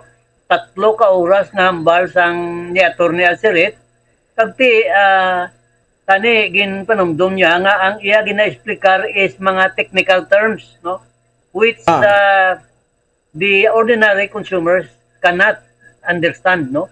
Why sila nakaintindi? Kag ikadua, why man sila kay balo kung anong kaundan sang kontrata, no. So samtang nagapamati sila sang lecture ni Attorney Asiret, well, I'm sorry to say nga wala gito sa may nakaintindi, no. As a matter of fact, nakatapusan na nga bahin na bumbupon sa nagtindog ako kang nagsiling nga daw wala sang open forum mo. Ipagkabati nila, nag-open forum sila, no? Okay. So I was the only one na nakapamangkot and I was limited to one question, no? So ang hambal ko, I think ang question ko nakasiling ko nga ang systems laws may bat. Nga ang how can you impose a tax or a VAT on a commodity that was never used? Kaya man ang systems laws na, wait na magamit, pero ginabayran tayo. So the consumers are being made to pay for the power supply that they did not use. Hindi man makakuan, hindi man makasabat si Attorney Asiret, no, with all due respect, kay ang nag-imponer kuno sang VAT ang BIR, no. So while we are thankful nga may kasubong sining nga mga assembly, pero tani sa dason tagaan nila bumbupon sang malawig nga tinion ang open forum. Agod to ang mga konsumidor maka-raise ang issues and concern kag makapamangkot, no, sang matulid sa mga bagay nga gina-issue sang Sineco pero abi sang exorbitant rate sang electricity. Okay. Kamanti kung magampal, abi ang guest speaker daya o kung sino man masiling siya, abi, for example, over-recovery, under-recovery, wala man bumbupon sa naka-intindi siya na ang akuan, nga konsumidor, magsiling siya, abi, nga over-contracting, no? So, tani, we would appreciate it very much kung kuan bala bumbupon, lemonize, no? In other words, the presentation should have been lowered in a more simple term so that the consumers can understand, no? Why man kami nagbasol sa kwan, sa guest siya, no? Salamat kami. Pero she failed rather to assess who are the audience nga agad to makaintindi sang ginatawag nga nitty-gritty sang power industry kag sang power supply agreement. Okay, no? So, with regards sa power rate, no, may pagbanto sa Mayor Alfredo Benitez nga daw may ari na siya sang sulat, no, from the DOE, no, kag seeking for the positive response Sir Winnie sa sining power rate, no, para ma-explikahan man ang mga konsumidores kay ti mo nang siling tanga right tama na para makaibalo, no, kung nga ang Sineco, no, nagrabot sa 16 pesos per kilowatt ang per kilowatt nga nabayran nato nga consume nato, no. So pero positibo kamanahan sa mangin response ang NEA, Sir Winnie, sa tikang ni Mayor Benitez. Well, with all due respect to Mayor Benitez, sa ako niya pagtanaw mong bupons, honestly, wala sang tao nga makamandar sa NEA, ARC, DOE, o kon ano na isa, ning DOE, ARC, NEA, nga makapanubo, no, sang presyo sang kurente, kaya deregulated na mo. Siguro, ang mahimo lang gidira sini nga mga ahensya with the letter of our Mayor Albi Benitez, basi mapunggan niya, nga mapahinay-hinay niya, o kung hindi niya pagpasakaan ang kurente, kaya hindi nakagwantan tao, pero sila nga bing panubuon, depende na sa power supply agreement, no? But I am also in the process of thinking ati mayo mala nga ang aton mga congressman kag ang mga mayor tadi mga local officials are now involved, no, directly in telling this regulated government regulating agency nga ang tao diri sa Bacolod labi na gid sa Sineco hindi na gid kagwanta. Ning patasay sa presyo nga hindi man ma-explicar sa Sineco kung no, ang ginatudlo nila pirmi ang ang power supply contract kag iban pagid nga mga faktor, no? Pero sa pagkamatuod lang Bombo Ponds, duha na katuig wala naghiwat ang Sinecos na ginatawag nga competitive selection process. Kasi ang 2020 ginextend nila atong sa 20 megawatt sa Kitco Salcon. Sang 2021 purchase nila ang power sa Pump Conception Power Corporation through emergency purchase. Di kundi mahal, ang pamangkot na sa subong. Na wala kamo yan nagahiwat sang competitive selection process kay requirement din na mo. No? Sa Supreme Court ruling, Alyansa Makabayan versus CRC, nagasiling ang tanan-tanan na power supply agreement kinanglan maagi sa ginatawag nga competitive selection process or CSP. Pero ang kuanya, ang Sinico yaway, ginadefine na nila. I don't know why, no? But this is a violation of our rights as consumers. Okay. Sige. Anyway, ikwanta man na, no? Kay daw gusto man to na gani ni Mayor Benitez nga sa barato gigita iya makwa, no? Hindi nga sa mahal kay kung sa mahal ta magkwa, no, pag abot diri sa aton mahal man ang balayran. So testingan ta na sa barato makwa like sa mga renewable energy, no? Kung agod na para gali kuno nga magbarato man ang presyo per kilowatt, ano, Sir Winnie. Pero hulat taton na, no? Kung ano may response sa sulat na ni Mayor Alfredo Benitez, no? So ano imo nga assessment sa kay former Seneco General Manager Everett Stanley Oticar, no? Kagin buslan na subong, no, ni Attorney Vic Alvaro, no? Sir Winnie, kaya doon nakibot kita nga agad ako kagugulpiada sang changes ang GM sa Seneco. Well, si Atty. Alfaro, amo na siya ang chairman sa una bumbupon sa ginatawag nga lingkuan ining administrative committee sang NEA no nga nagahandol sang mga kaso adcom. Di karon ginhimo siya di manager. Well and good kay abogado siya. Pero ang feedback na ako na nakuha na nag-assign ko no siya sang acting, no? Kay sinune si Mrs. Distrisa nung man sa kwan. Chutsi, Ma'am Chutsi. Neko, ano abi ang pagbago sa Sinico kung ang manager wala di pirme. Pagkanto pa kaniya sa Manila tapos assign na niya man lang sang ginatawag abi nga OIC o kung acting, no?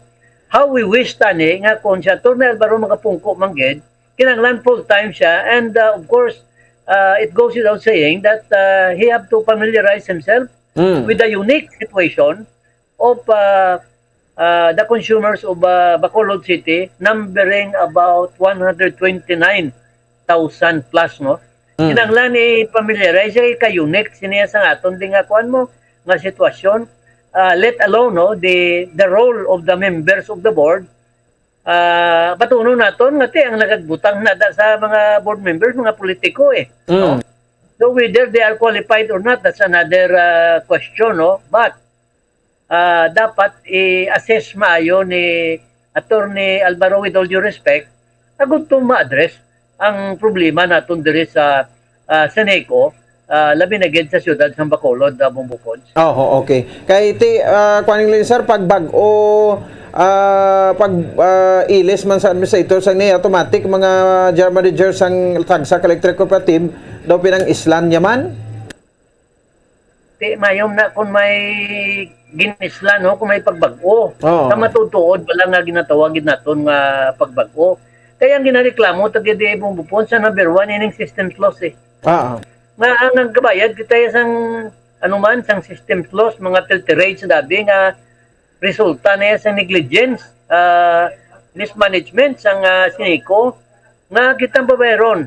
Dason butangan pa sambat, di unfair naman na yan, no? Pero sinabi kung may nangawat sang kurente da yan, pagkatapos madakpan nila, di way man tagani kabalo kung pila ka milyon ang ginsukot kag dapat bumbupon sinang ilang nga nasukot. Kay nabayran ta na iya, no? System loss, dapat ibalik na sa konsumidor. Duay man ta kabati de nga pagkadakop nila kag na recover nila kung pila ka megawatts da ang ilan na recover, way man ta kabati. Balik nila sa mga konsumidor. Okay. Sige, anyway, no? So may man ni Sir Win at least, no? Para maging patas na makita, no? Ginakuhaan kay damo sa reaksyon. Another thing, Sir Win, last ko na lang ni Guro pamangkot, anong imong reaksyon kay siguro aware ka man sa sining Phil Parade sa nimo sang Barangay Singkang, amounting to 5.6 million plus. Ngati na interview kanina sa Atty. Baflorde, nga saling niya may kuha na nga negosasyon, no, kag ang lain pagid sa 5.6 million pesos nga utang sang Singkang nga kinawatan nila nga si Sineco managsuma sa di mo na lang kuno nga 1 million pesos, no. So hindi man ni hindi man ni karon maayo nga kwan Sarwini nga ehemplo sa mga nagapangawat sang kuryente. Natural kaya man crime na yan mo. Nakaimo ka nakakommit siya sang crime. Siguro base ang bumbupons, ang penalty siguro mayo ya. Pero ang ginatawag nga recovery, kung pila ka megawatts ang nadula dira nga gidkawat niya, bayran niya gid na ya. Hindi na ya pwede nga i-negotiate, that is non-negotiable kay nga kita gani magkulang aton bayad ut danta dayon, di ba? Sila ya karon niya i-negotiate nila. Pandam ko lang sa Sineco. Basi bala mayara grupo da nga naga-middle bla. Basi naga-transaction bala nga sila ang nagapatigayon nga ipayo ini, no? O kung para panubuan lang. That is a bad practice and that is an injustice, no? To the part of the consumers nga subong niya hindi na gani kaagwanta sang balayra, no? So ang akong daya posisyon bubupon sa mune.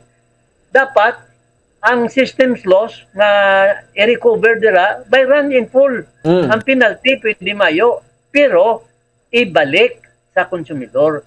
Dapat for purposes of transparency and accountability, tagaan nila sa lista kung sino ilang dakpan, kag pila bala ka megawatts ang nakawat, so that we will have a basis para i-expect naton nga ibalik ini sa mga konsumidor, no? Kay man ti bubupon tutuod lang sobra na iya nga kung lang ko dahil madakpan nga pwede man-negotiate out.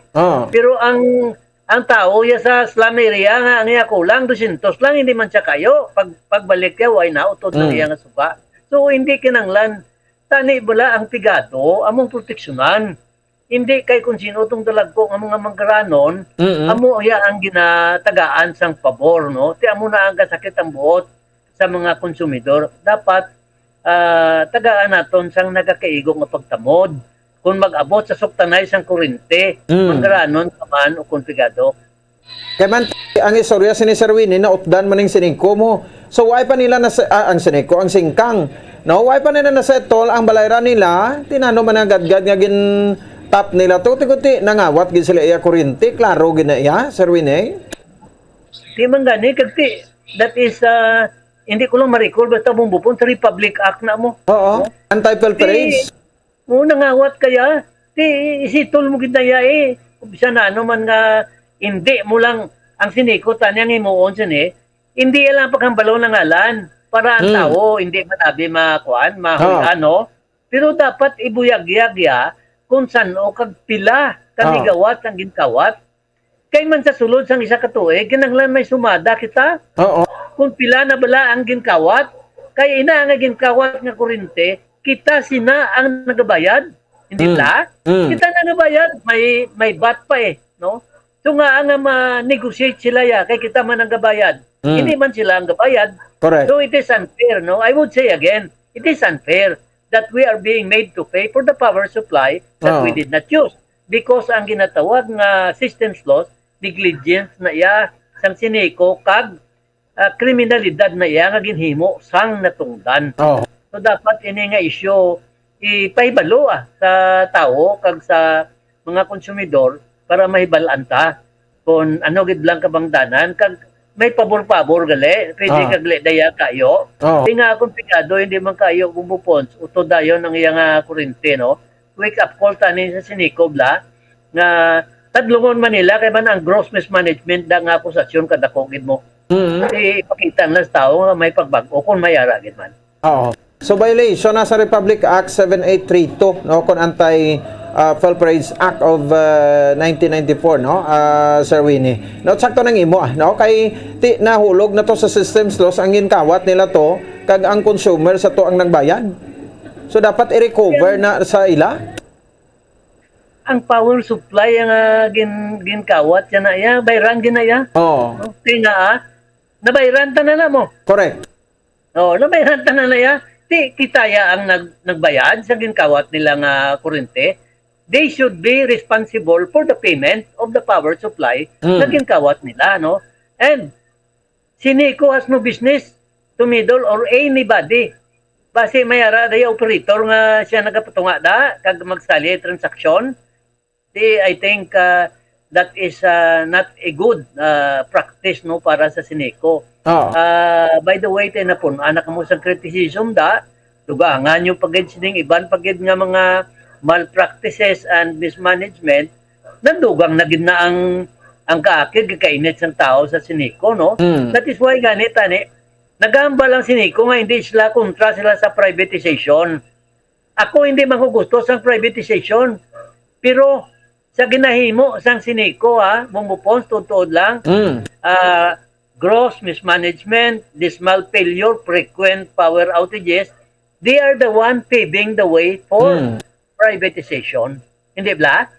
Kaya tikuntakan ng tao kag pirmi lang palpak ang ilan na nga mga sistema, masiling ng tao maayo paniguro i-privatize na lang ni kay daw amo manigyapo no gadugang ang aton pagbako no sa Sineco.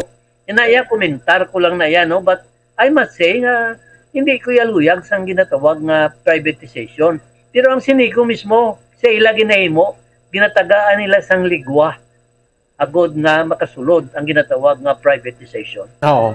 So muning bantayan naton. Anyway, base kon ipostro gid nila ining negotiation, lauman ta naman base may mga kaso naman i-file ni sa ila, Sir Winnie, kag magkara-suspend naman sila. Oo, tiyan mo lang na ikuan lang ay lang bala sang favoritism all is fair in love and war, no? Ti ko na lang tadlungan nyo lang kay nagabantay ang mga pumuluyo subong mo.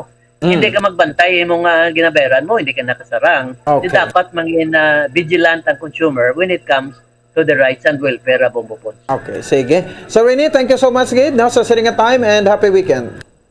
Salamat kag mayong gabi liwat. Okay, Mr. Winnie Sancho, ang convener sa Power Watch diri sa bahin sa Negros Occidental kag sa sudad sa Bacolod.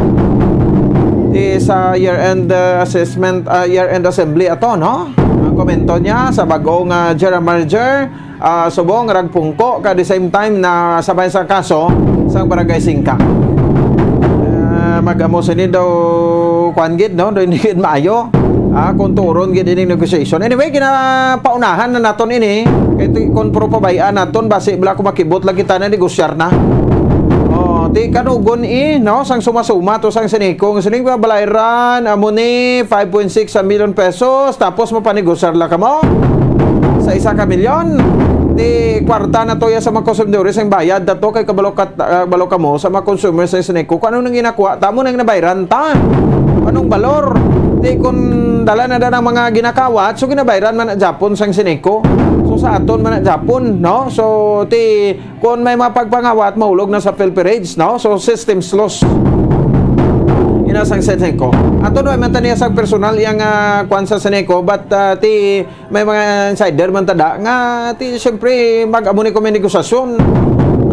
Sakto man si Mr. Winnie Sancho, anong diferensya sa 200 pesos ang kulang nga utdanaw sa milyones? Di ba? So dapat patas kita sa kasuguan. Wala kita sang may ginapaboran. Oras sa Radio Bacolod, Philippines Standard Time, 50 minutos na. Nakaligan sa takna kalas 7 sa gabi sa ato sa ringa pangalagad. Ano ba sa ato sa ringa para tuntunan? Sige, hatagleta na guro to, no? So sa pinaka mapanumdom naton pagbalik ta. Unahon talaga si Bombo Cherry, no? Santillan. Kay naka-schedule man kita sa bahin sang kuanaton, no? Sang tawag sa gani, no? Sang aton nga Christmas around the world sa China. No? dito kita makabaran sa bahin sang China. Sige, no? So, sagpa tayo 1 minuto sa kaligid sa tak ng alas 7 sa gabi. Bagbalik naton, Bombo Cherry, Grace Antillan, ang interview sa bagong pungko nga punong barangay o ICM lang niya or acting no? Sa barangay 16 sa syudad niya sang Bacolod. Magbalik kita pagkatapos ginamang sini. Standby!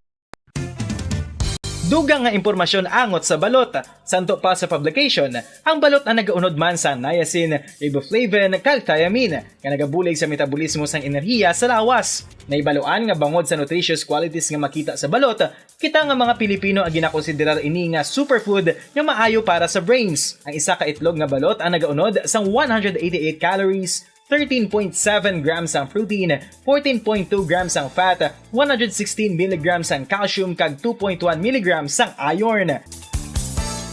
Ang balot, ang makabuligman sa mag-asawa bilang aphrodisiac, nga kaangay sang Viagra. Bango dini ang may mataas nga protein content, kag sarang makapaboost sang energy, kasubong man sang desire. Kung luyag mo sang maayo nga delicacy nga madugang sa imo diet, ang balot, ang isa sa maayo nga choice.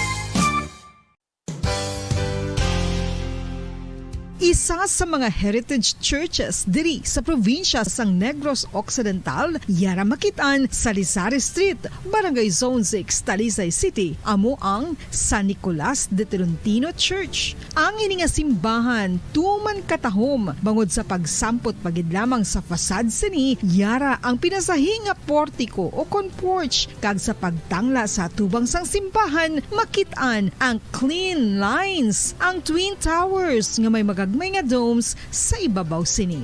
Sa pagsulod sa simbahan, mapawaw ka sa disenyo. Tastefully designed and preserved, the church's interiors have avoided the catastrophic fate of misguided renovations. Sa pagpadulong amat-amat pakadto sa altar, magatampad naman sa imo ang mahogany-colored altar nga gindekorahan sang gilt curvings nga amo ang ginabutangan sa tunga sang santo patron sang simbahan nga amo si San Nicolas de Tolentino, isa ka Italian saint kag mystic. Sa wala kag tuo, yara ang imahe ni San Ezekiel Moreno kag San Rafael, kag sa ibabaw yara si Hesu Kristo. Samtang makitaan ang kapinasahi sang pattern sang salog sang San Nicolas de Tolentino sa Talisay, bangod sa design nga checkerboard nga itom kag puti nga kunlantawon may pleasing contrast sa dingding sang simbahan. Makitan man ang rows of iron chandeliers nga madamo nga nagalinyada sa atop sang simbahan nga nagahatag sang kasanag sa palibot, ilabi na gid sa tupong sini nga aisles sa salog, separated by a row of Corinthian pilasters and stylized flat arches. Ang pundasyon sang karon nga San Nicolas de Tolentino Church una nga gindihon sadto sang isa ka pari sang Order of Augustinian Recollects nga si Father Fernando Cuenca nga nagabot diri sa Negros sadtong 1848. Samtang ang karon nga structure gintuko dinhi sa sulod sang 3 ka tuig humalin sang 1933 tubtob 1936. The Church of San Nicolas de Tolentino reminds us not only of the work of Father Cuenca but stands as a testament to the unity and faith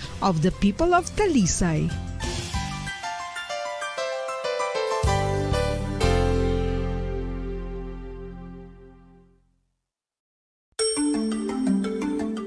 Matapos nga nagbalatian ang bugo sa kalibutan dulot sang coronavirus disease, isa naman sa karon kabalatian ang bulos sa ginakahadlukan worldwide, ang monkeypox. Ano ang ginatawag na monkeypox? Well, suno sa World Health Organization o kung WHO, ang monkeypox ang isa ini ka infectious disease nga dulot sang monkeypox virus. Kung maghambal naman kita monkeypox virus, isa ini ka orthopox virus nga mo ang ginatunaan sa mga sintomas nga daw kaangay sa smallpox, apang less severe. Ang monkeypox ginakabig nga less contagious kag mangintunaan sang less severe nga mga balatian kung ikumpara sa smallpox. Simuloan nga ang smallpox na eradicate na ini sa tung 1980, apang ang monkeypox nagapadayon nga nagaduging sa mga kapungsuran sang Central kag West Africa. Sa karon, mayara duha ka distinct clade o kon subtype ang West African clade kag ang Congo Basin clade nga amuman ang ginatawag Central African clade. Ang monkeypox ang ginakabig nga zoonosis. Ukon isa ka sa isang balatian nga naghalin sa mga sapat padulong sa humans. Mga sapat kaangay sang squirrels, ilaga, amo kag iban pa. Human to human transmission is limited. Monkeypox is transmitted to humans through close contact with an infected person or animal or with material contaminated with the virus. Base pa sa key facts ng World Health Organization ukon WHO nga ang monkeypox virus mahimo ini matransmit ukon malaton sa iban pinaagi sa bodily fluids, lesions sa panit ukon internal mucosal surfaces kaangay sa mga naghalin sa baba ukon tutunlan sang pasyente, respiratory droplets kag mga contaminated objects ukon materials kaangay sang beddings. Samtang, base naman sa fact sheet sang Mayo Clinic nga isa ka medical center sa Minnesota, USA, nga kun matapikan ang isa ka tawo sang monkeypox virus, ang initial symptoms amo ang paghilanat, paglingin sang ulo, nagahinubag ang mga lymph nodes, kag pagadasnan sang pagtinubo-tubo sang mga rashes sa lawas tub-tub nga magmangin flat patches ini. Amat-amat nga magaulbo o kon mangin nodules tub-tub nga magbinitog-bitog kag mangin pus-filled blisters. Ini nga nagalabot sa 5 tub-tub 7 ka adlaw. The rush heals by scabbing over. Makabig na nga infectious ang isa ka pasyente sa pagsugod pagid lamang sang paghilanat sini. Samtang pamangkot, may bulong na bala ang monkeypox? Well, dugang pa sa fact sheet ng WHO nga ang vaccines nga ginusar sadto sa pag-eradicate sang smallpox sa bugos sa kalibutan amo man karon ang ginatublok sa mga tao batok sa monkeypox kag ang antiviral agent nga gin-develop para sa smallpox treatment nangin lisensyado naman para sa treatment sang monkeypox. Newer vaccines have been developed of which one has been approved for prevention of monkeypox. Luyag mo bala mga kabumbo nga mapanubo ang imo nga bugat? Nakasiguro ka bala nga nagakaigo ang imo nga pamaagi? Isa sa masami nga ginahimo sang iban nga mga luyag magpanubo sang bugat amo ang starvation diet. Okay, balik tayo mga kabanan sa aton nga pagpalagad. 58 minutos sa kaligad sa taknang alas 8 sa gabi. O kan alas 7. 58 minutos sa kaligad sa taknang alas 7 sa gabi. O sige, unahon tayo si Bombo Cherry, no? Para makabuilo kita Bombo Che. Interview diri sa acting punong barangay, no? Sa barangay 16 sa siyudad sa Bacolod, no? Matapos ka masuspender man. No, anong kabulan nga suspension man kay Kapitan de los Santos. Si OIC o connecting punong barangay Stila de la Peña ang OIC Subong. Check ta Bombo Cherry, Che, sa report please come in. Once madamo gid asang plano ang acting nga punong barangay sa barangay 16 sa pagpungko sini sang 6 ka bulan matapos masuspendido si Kapitan de los Santos. So bali 6 ka bulan ini ba mo po? Anong ngalan ni Sir de los Santos? Si Kapitan Joseph de los Santos. Okay. So bamapos ng si Kapitana Stella de la Peña magapungko ini siya sa 6 ka bulan. So nagsugod ini siya sa bulan sang Disyembre tub-tub sa bulan sang Hunyo bamapos. So bali sunod sa iya bamapos mga 2 man ka tuig nga prasisanay nila sa mga ibang official sa barangay para masuspendido ining si Cap de los Santos kay syempre bamapos madamo sang naapektuhan, madamo sa mga opisyalis nga nangin apektado tungod kay delayed ang pagsweldohan na subali ang mga undelayed ba bamapos 6 ka bulan. So bali 6 ka bulan wala nakabaton sa sweldo ang mga council nila, mga tanod, tanan-tanan nga mga opisyalis sa barangay. So bali nagsugod inabang po sa tuig 2021. So bali 2021 pa lang wala na sila nakabaton sang sweldo. So sang ikaduwa nagreklamo naman ini sila sang tuig 2022. So amo na nagpatigayon ang suspendido ni Kapitan de los Santos bomba po. So sang nagpungko ining si de los Santos sang tuig 2019 ko na bomba po nami pa ini siya kay gusto niya sang transparency o transparency apang nagdugay kay gusto na ni de la Peña sa financial statement bangod ini ang gakapot o kon gapong ko sa finance sa barangay dito na naglain ang palakat sa barangay kay ginapangayuan ay ni siya niya acting kapitan nga si Stella de la Peña sa mga financial statement kay syempre sa isa ka barangay kinanglanon gid jabang po sa mga nabaki-baki bala o kon nga mga may tsindihan. Anong rason ko nga ang why sila nasulduhan? So, mabupuan sa mo pag ginaangila nga gina-check man. Oo. Kaya mayara iban Kaya nga nga, kung nga balansi. impormasyon nga nabaton, daw namiki sila kuno sa mga dokumento na mo, si Kapitan de los Santos. So, mabupuan sa tiya isa pag ginagoro, ti Oo. checkeron pa ni nila, mabupuan ang sa bangko, pag bala nila, mabupuan kung mayara pag unod nga budget nga makaigo pa nga swelduhan ang mga pumuloy o kung mga council dito o kung mga opisyalis sa barangay. Pero amo pag papilis pag nila gasigi-sige para checkeron kung may unod pa ang bangko o kung wala pa bombo o kung wala nagin bombo pons. So Okay, madumduman na naton bombo pons ini nga original gid siya nga kapitan sa barangay 16 si Junjun Ligaya apang napatay ini siya gisundan ini siya sang first kagawad nga si Erwin Arila apang nagtaliwan man ni siya bombo pons amo ni nga ginbuslan sang second nga kagawad nga si Joseph de los Santos so na-suspend tapos amo naman ni ginbuslan sang third kagawad nga si acting punong barangay Stella de la Peña bombo so sa pagpungko niya sa Delikado, gali ko magpunong barangay kada sa barangay 16, no? Gani man bombo pons kakululbaan. Okay. So bombo pons sa pagpungkol sini ni De La Peña sa anong kabulan may damo na ini siya sang plano. So bali plano yan ni mag-widening kadalan syempre ang mga drainage kuno kay dutay lang ulan gabaha dayon. Tapos ang isa pagid bombo pons street lights kay kuno pag clearing na bala bombo pons sa mga sineko sa mga wirings nahibaluan sa sineko nga naka-jump direct ang pumuluyo sa sineko. Amo na nga pag-clearing nahibaluan ka sineko nga naka-connect sa ila ang mga kuryente ka pumuluyo. So amo to magagi ka sa barangay 16 bala kadulom gid katama ka syempre mga pumuluyo dito hindi man magsugot nga itap sa ila ang mga street lights. So, plano man niya ba po sa mga livelihood program para sa mga senior citizens, mga youth, kag i-check man niya ang mga drug watch list para makipag-angot man niya sa mga PNP, kag PDEA. So, mo pag pagpungko, ya ba po sweldo gid sa mga barangay officials ang nakita niya nga problema. So, boom. Pamatian ta sa Che? Yes, Baba Pons? Pamatian ta siya. Yes, Baba Pons. Pamatian natin siya acting po ng barangay Stella de la Peña. May nga bisa tanan nga tagpalamati sang Bumbo Radio. Ako gali before ako magpungko bilang acting kapitan for 6 months sa barangay 16, isa ako kagawad, number 3 kagawad sang 2018 election. Yes, number 3 ako nga kagawad. Ang first nga. Ang first namon, ang kapitan namon nga una si Cap Junjun Ligaya. Ang first namon nga kagawad is si Cap Erwin Arila. Ang second is si Cap Joseph de los Santos and ako ang number 3 si kagawad Stella de la Peña. So bali magapungko ka sa anong kabulan? Magapungko ako sa anong kabulan sa sugod sang December 7 or December 2 asa sa June.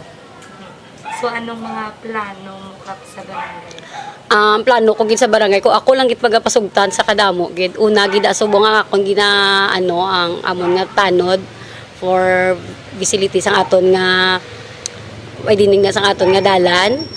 Isa na sa mga prioritize ko ang drainage kay sa pila ka tuig nga wala na aksyonan ina kag wala gid natagaan sa komitiba kag isa na sa subong sa problema kada magjutay lang nga baha jutay lang nga ulan gabaha kami dayon kadugay gid madula ang amon nga Tapos third is ang amon na nga street lights. Gusto ginamon nga kay hindi taman malikawan sa nagligad nga mga 2 ka bulan o 3 ka bulan nagpangakas dira ang ang Seneco ti do halos naka-jump gid sa ila rekta direct gid sa ila nga poste. So dulom gid sa bungang amon nga tay kung pagatagaan ko ina sang kay gayon na sa 2023 isa na sa akon nga prioritize is ang solar. Para at least why na binugtuan nay wala iti isa sa mga ginakuanta subong nga wala sang suga dira kundi syempre ang pumuloy hindi man nga iangot sa ila bala so isa na sa sakon subong isang solar tapos siya mo na ang aton nga mga livelihood ang aton nga senior iti kabalo naman ang aton nga mga katigulangan nung jutay na nalipay na sila. Syempre gusto ko man mag-involve sa aton nga mga youth. Through my SK chairman Awen Sibiliones, pagatutukan ko man ina kapag bulig ako kung anong iya nga mga programa nga gusto ipatupad. Madamo pag isa ako sang pero ti sa subong mga amo lang ginaano ako ginaano subong kwanda mga drugs watch list kung sino mga kwanda nga pagabuligan ta kung ano magilang aton nga gusto ko mag-angot sa PNP kag sa PDEA para kung ano magilang mabulig man nila sa amon para ma-minimize ang mga dira kay hindi taman nalikawan last 2 weeks may ginride in tandem mismo sa sulod gisang amon nga compound gisang barangay 16. So isa na sa mga ko man. Una-una ko gidya nga na ang sweldo gid sang tawo kay ti sa hindi na mamalikawan ang damo naman gid kami nga na interview na nga number 1 gid namon nga problema sang mismo kami nga council wala gid sweldo for 5 months ang amon nga staff kag workers 6 months for 2022 may mga pa na sila nga balance panikap nga 2021 mga 6 months 8 months mga amon po wala lang ko idea kung inabala pabilin pa nagyapon nila nga utang sa 6 months or 8 months iti iba naga-advance naman sila mo so sikap na yang nakano kag sila man mismo nga naga-utang man kay kap nga advance sila na nakabalo kung tsakto ginako muna ba nga mga binula pero at least nakuha namon nga may ara pa magid balance sikap sila for 2021 actually kastorya ni kami ni kap before magdagdag ang ini nga suspension niya nakaistorya kami mga 3 weeks before or 2 weeks before sa suspension niya nagstorya na kami nga do through phone nang gid nga amo na ning batunon na bato niya naman kati nakasala naman gid siya na nakakuha niya man gid nga batunon niya kung ano man ang ipataw siya nga suspension basta nang amo na ginatugyan niya na sa akon nga ang barangay 16 nga mara magid kuno sa maayo nga kamot kung ako maginawaga minsay ko lang sa luwat sa pumuloy sa barangay 16 ako subong bilang acting kapitan nyo for 6 months hasta sa June. Sa subong wala pagid ako sang ihatag sa inyo nga kung anong mga gusto ko man gitani nga mabulig kag mapa lalo na subong malapit ng aton nga ginatawag nga Christmas. Gusto kabalo ko nga tanan kamo gusto gid sa Christmas party po wala hindi ko siguro kapasalig hasta nga hindi namon matapos ang at ikot ko subong nga amon nga fidelity ban para ma-check namon ang bangko kung may unod gid siya. Kag dra ko mabalaan dayon kag dra namon mapungkuan ang ina nga bilin bala ning kaya pa kubiran ang kwarta nga gisweldo sang amon nga staff kag workers kag kami man mismo nga council for almost 6 months 5 months nga wala nakabaton. So far wala gid pala sa buong budget ang barangay. So far hindi ko makahambal nga wala sang budget nga nabilin pero isa gina sa subong nga ginatingwaan namon nga before matapos man ini nga Christmas or before mag-Christmas para makita namon kung may number, may figures pa nga nabilin ang amon nga bangko. So subong wala pagi kami kabalo kay hindi pagi kami katapos ang amon nga mga papeles kay tungod sa online ulaton mo ani matapos ang isa ka form next day na naman din ma-approve dason fill up ko naman another form next day na naman ma-approve. So sa sulod sang amon nga 1 week waiting na lang kami so far sang amon nga fidelity for payment approval. Okay, Che. Sige. So, mapapons natin, tonta ni ang performance ni punong acting punong barangay Stella de la Peña sa barangay 16, Bombapons. Sige. Bombapons, report gikan sa patrol, inisi Bombo Cherry Grace Andayan para sa Pambasa Radio na Pilipinas. Consistent, overall number 1 sa Bacolod, Basta Radio, Bombo. Sige, salamat sa kay Bombo Cherry Grace Antillan. Oras sa Bombo Radio Bacolod Philippine Standard Time 10 minutos sa kaligad sa takdang alas 8 sa gabi. Good luck dira sa kay acting purong barangay Stella de la Peña. Ito kadelikado kung magkapitan kagli sa barangay 16 no. Kung sa bagay ti kung transparent pa lang pangmanwa mo kag kwintas klaras ang kuan bala pag liquidate sa mga kwarta way gina sa problema. Lain lang ko may mga kuan may mga kamalamlahan. Good line na. O, di sige, no? So, good luck sa imo na Kap de la Peña. Kag di sa kay former Kapitan de los Santos, di may 6 months, sir, makabalik ka man as punong barangay. Sige, 10 minutos sa kaligan sa taknang alas 8 sa gabi sa ato sa ringa para tuntunan. Dire na kita, lito na kita sa bahin sang sang aton Christmas around the world. Derman sa ato sa ringa pagpalagad, no? So may kopod naton si Sir John Rebendeya, ang Bombo International News Correspondent sa Taiwan. Standby! Bombo Radio Philippines presents Christmas Around the World, as shared and told by our Bombo International News correspondents.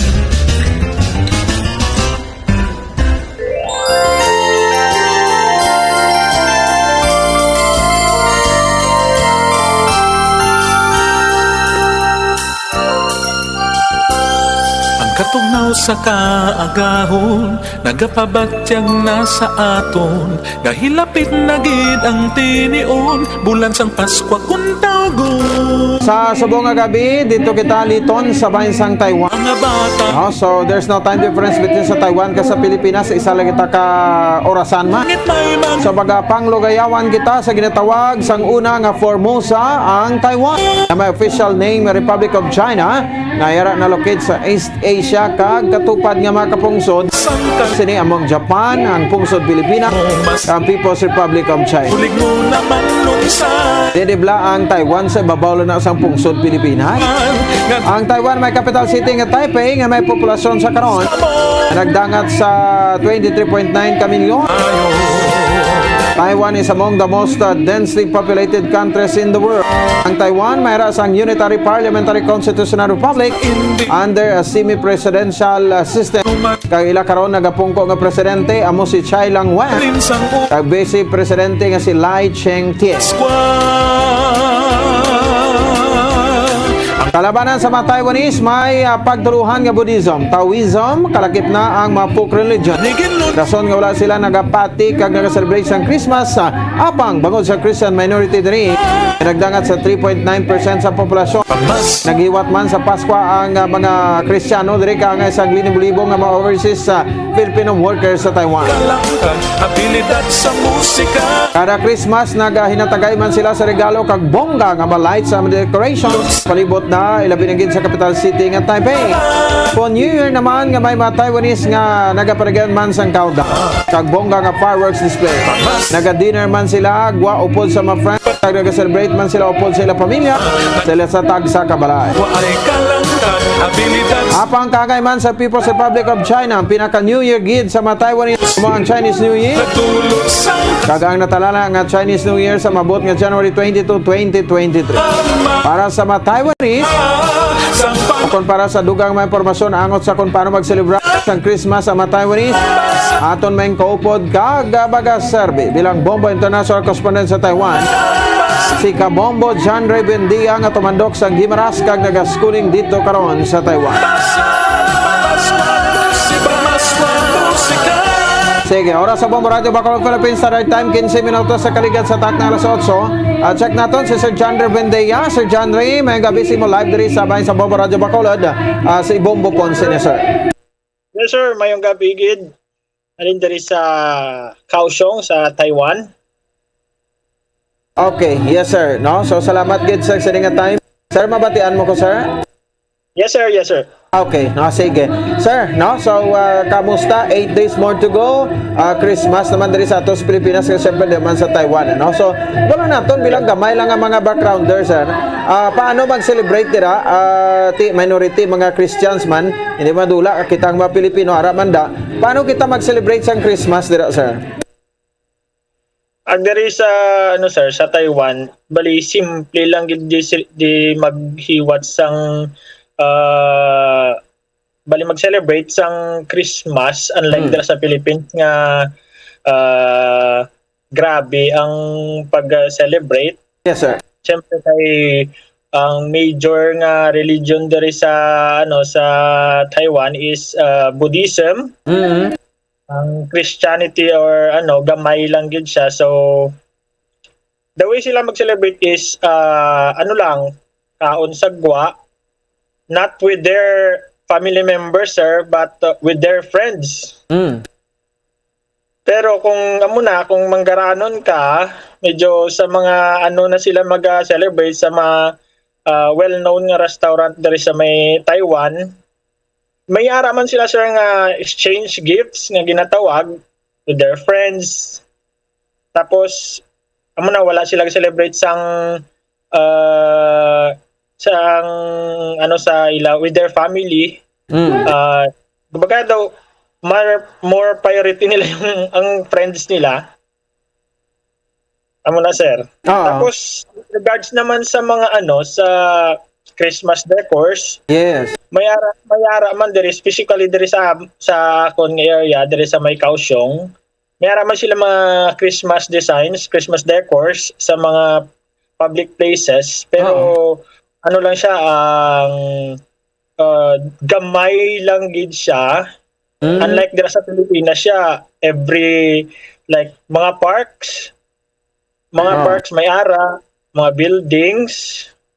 Tapos ang Christmas songs ginapatukar gid nila sa mga munang area dire, may ara ko nabatian, pero laka lang gid siya. Kaya tungod nga, syempre, ang percentage ng Christianity dire sa Taiwan is 3.9% lang siya. Kaya ang major nga gani nga religion is Buddhism.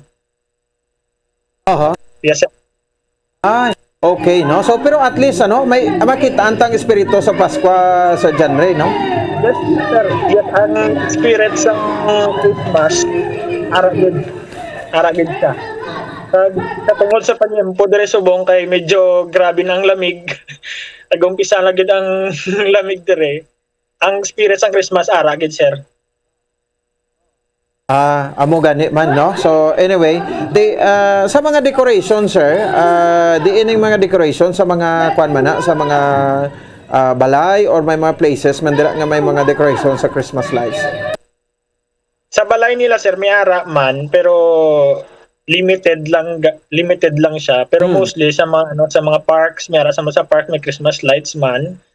Diri sa area ko, sir, may nakita ko sa sa parang arts center nila, may ara to park, may ara to mga Christmas light, mga Christmas decors. Tapos sa mall, sa malls, may mga parehas na bala sa aton mga tag-as nga mga Christmas trees. May ara man diri sila. Sa may mga tunnel, di kay abi diri sa university, ang tunnel ginabutangan nila Christmas light, pero ang simple lang ang mag-celebrate, hindi unlike sa Philippines nga effort ang mag-design sang mga public places. Okay, no? So, at least, hindi pa madula, sir, no? Kay, the way nga, halin ka din sa Pilipinas, doon na anad kita iya nga mo ni, tapos kulpiada, pag-abot mo na sa muna ka pungsod, daw, ay lang wala, sir, no? Siyempre daw, maluyahan magkitablan, no? So, maluyahan gid. Amo gani, no? So, bisan mga Christmas lights na gani, kag Christmas decorations, malingaw ng matata mo, kita nga mga Kristiyano. Okay. So, anyway, tiko sa mga misa, guro, sir, no? Although, mo nang ginasiling tagamay lang porsyento ang mga Katoliko, may mga misa man gina panigayon dira, Christmas Eve Mass, no? May ara, sir, may ara sila adlaw nga misa. Bali alas 8, sa gabi ang misa. Okay. So, yes, so okay, sa mga Chinese, ang Bunggaya, siyempre New Year, gida mo, no? Na celebration. Sa January 22. So, 1 week na nga celebration nila diri sa Chinese New Year. Okay, no? So, amo na siya, no? So, kay ang concert, ang mga, sa ato ni may mga caroling, doon to kung may ara man da, no? Wala din, sir. Wala na dire sang parehas da sa Philippines nga may mga nagka-caroling sa balay-balay, may gapanoktok sa inyo balay nga. May makan. Wala dire, sir. Mo gani. Ang gift giving, sir, sa mga kabataan. Amo lang na, sir, dira lang sa within friends nila. Within friends lang nila, amo lang na. Mo gani, no? Magkaon sila with their friends, not with their family members. Amo lang sagwa. Hindi sa ilagid nga balay. Amo gali, no? Okay. Yes, sir. So do ka nami man sang feeling, no? Anyway, at least no, nabalaan namon dira, sir, no? Kung paano magserba sa Christmas, sir. Sa mga foods, sir, no? Although may mga Chinese man nga daw na anad na lang bala sa kwan, nga daw manamitan man sa mga gina-celebrate nga o ginahanda nga mga kwan lang, nga mga pagkaon. Sa pagkaon, sir, siyempre, may ara dire sila mga, usually mga ginaluto nila, may mga ano sa mga tofu. Oo. Sa din ang tawag nila nga stinky tofu. Amo ginang ginahit iban, pero isa na sa mga ano nila dire, sa mga well-known foods na ginanda man. May ara man sila mga vegetables. Kag ano man sila sa mga seafoods man. Sa mga seafoods. Tapos ang natawag lang naton nga ano, tikoy. Oh, yes, oo. Amo ang isa sa mga ano nila dire. Isa sa mga usually nga ginakaon to celebrate. Okay. Anyway, amo niya, no? So at least no, nabalaman naton dira sir no kung ano gid ang mga hilikoton man, no? So ma-miss mo man guro ang Christmas diri sa Pilipinas kaya ra kada sa Taiwan. Yes sir, ma-miss ko gid. Ma-miss ko gid ang paano ang Christmas sa Pilipinas, no? Oo. Amo gani. Malayo sa pamilya, tubong kayo nag-eskwela diri sa Ay wow. Taiwan. Oo. At least good luck dira sa imong journey no? Sir John Ray. Sir, thank you gid sa mo information sir basi may mga greetings ikaw. Ay, sige sir. Ginagreet ko lang tagaling akong pamilya sa may Guimaras, sa may poblasyon, Ordan Guimaras. Kag ang akon nga magulang ara sa may Legazpi City, Albay. Merry Christmas kag advance Happy New Year sa tanan. Kung sa Chinese pa, Shengdan Jian Kuala. Okay. Sige, no? So kung daw Cantonese na lang inyo man sir nga no? Dialect, no? Yes, sir. Okay, sige. Sir John Ray Saliwat, good evening kag thank you again. Yes, sir. Thank you. Sige, ato sa ring Christmas around the world, Sir John Rebundea, direktamente sa Taiwan. Watch out for the next edition of Christmas Around the World. Various celebrations of Christmas by the different countries of the world. Only heard and seen at Bombo Radio Philippines. Sige, aton nga bisita kung gabi Sir John Ray Bendea direktamente sa Taiwan. Sige, 24 minutos sa kaligan sa tak na alas 8 sa gabi. Balik kayo kita pagkatapos gidamang sini. Ang fertilized duck egg ang ginakonsiderar nga delicacy hindi lang sa Pilipinas kundi amuman sa iban nga Southeast Asian countries kaangay sa Vietnam kag Cambodia kung sa diin ang pangalan sini ang nagikan sa Tagalog phrase nga balot sa puti o kon wrapped in white. Madamo sa aton ang mahuyugon og bakal sini sa mga dalanon apang ano bala ang makuha nga benepisyo gikan sa balot. Santo sa SF Gate, ang itlog nga balot ang apisar barato. Ini ang maayo nga source sa sang protein.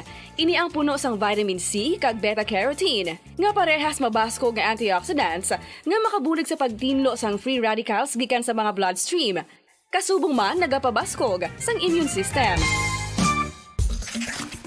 Ang magpainit-init sa silaksang adlaw sa aga ang makadulot sa kayuhan sang aton ikaayong lawas. Suno sa madugay na nga pagtuon sa mga researchers worldwide, kalakip na diri ang American Academic Medical Center nga Mayo Clinic. Ila na pamatudan nga ang sun o kung si Haring Adlaw amugid ang best source sang vitamin D. There's good reason why vitamin D is called the sunshine vitamin. Ang pamangkot, paano ang proseso sa pag-angkon sang aton lawas sang vitamin D? Well, ang process nagasugod sa tion nga exposed ang aton panit sa sunlight dili na kag mahimo ang vitamin D gikan sa cholesterol sa aton lawas. Ang ultraviolet o kon UVB rays nga yara sa silak sang adlaw magaigo ini sa cholesterol sa aton skin cells, providing the energy for vitamin D synthesis to occur.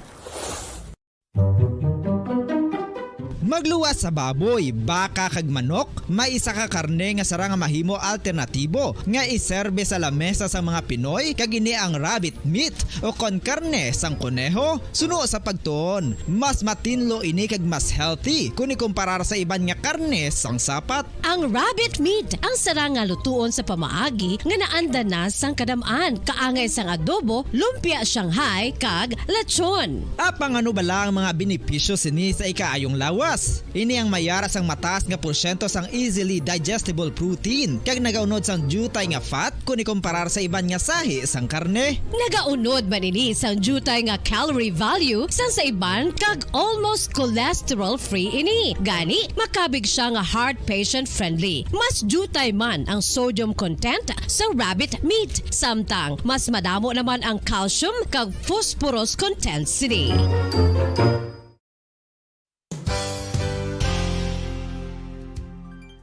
Nakaibalo-bala kamo nga ang bantugon nga simbahan sa Banwa sa Valladolid diri sa probinsya sa Negros Occidental nga ang Our Lady of Guadalupe ukon ang Nuestra Señora de Guadalupe ang mas magulang pa diin ang edad sini kung ikumparar sa amo nga banwa. Tuig 1852 sa gintukod ang kumbento kag simbahan sang Nuestra Señora de Guadalupe, walo ka tuig antes pa man natukod nga mangin isa na kabanwa ang inubayan ang ngalan ukon pagtawag sadto sang Valladolid sang tuig 1860 sa sur nga bahin sang probinsya. Ang simbahan ang gintukod sa mga Recollect missionaries tubtub nga ginpatahong pagid ini kag ginpadako sa tong 1877 nga may baroque style nga fasad kag basic nave o kon central part sang simbahan sa pagpamuno ni Recollect priest nga si Father Carlos Ubida. Ang matahom na nga kumbento kag simbahan ang natapos antes pa man nagsugod ang pag-ibwal sang Philippine Revolution sa tong tuig 1897. Sa paglipas sang malawig nga tinuig, madamo naman nga mga renovations ang ginpadigayon sa sining nga simbahan tubtob nga natapos antes pa man mag-abot ang 20th century. Sadto ang isa sa nagapatahom sa Our Lady of Guadalupe Church, amo ang tuman katupong sang tanan nga parte sang simbahan kag isa na diri ang original nga Doric columns kalkip na ang may design nga salog padulong sa matahom nga elevated nga altar. Ang dingding sang baroque style nga fasad sini nga simbahan human sa coral stones. Throughout all this, the Lady of Guadalupe Church has remained to be one of the most beautiful among all Negros churches.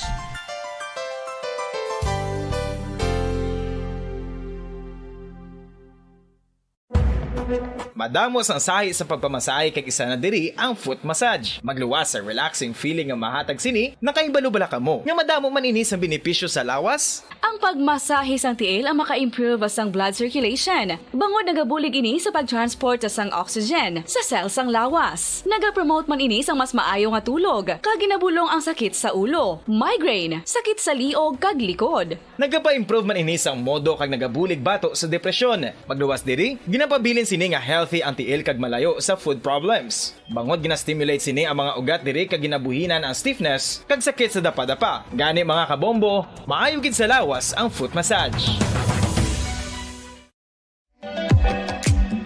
Mga kabombo, ilabinagid sa mga kababainhan. Kung ikaw magtulog, nagasuksok ka bala sang bra o kung wala. Madamo ang mababayi ang wala nagasuksok sang bra kung sila ang magtulog. Magluwas nga ini ang komportable para sa ila. Isa sa mga rason kung nga madamo ang wala nagasuksok sang bra kung magtulog, amo ang kahadlok nga makaangkon sang breast cancer. Kangawa nga hindi magdako kag mapunggan sini ang pagkupos sang dughan. Apang suli sa ginapatihan sang kadamaan, wala sang medical evidence nga nagapamatuod nga malain ang pagsuksok sang bra. Depende sa kadakuon sang dughan. Ang pagsuksok sang bra ang makalimit sang breast movement nga makabulig sa pagpamagan sang breast pain kag nagatuga pa sang mas komportable nga pagtulog. Bangod wala sang major benefits ang pagsuksok sang bra samtang nagakatulog, wala man ini sang major negative nga konsekwensya. Ang importante, matinlo kag masami ini nga ginalabhan agon nga malikawan ang mga skin issue tugasang balhas kag bacteria.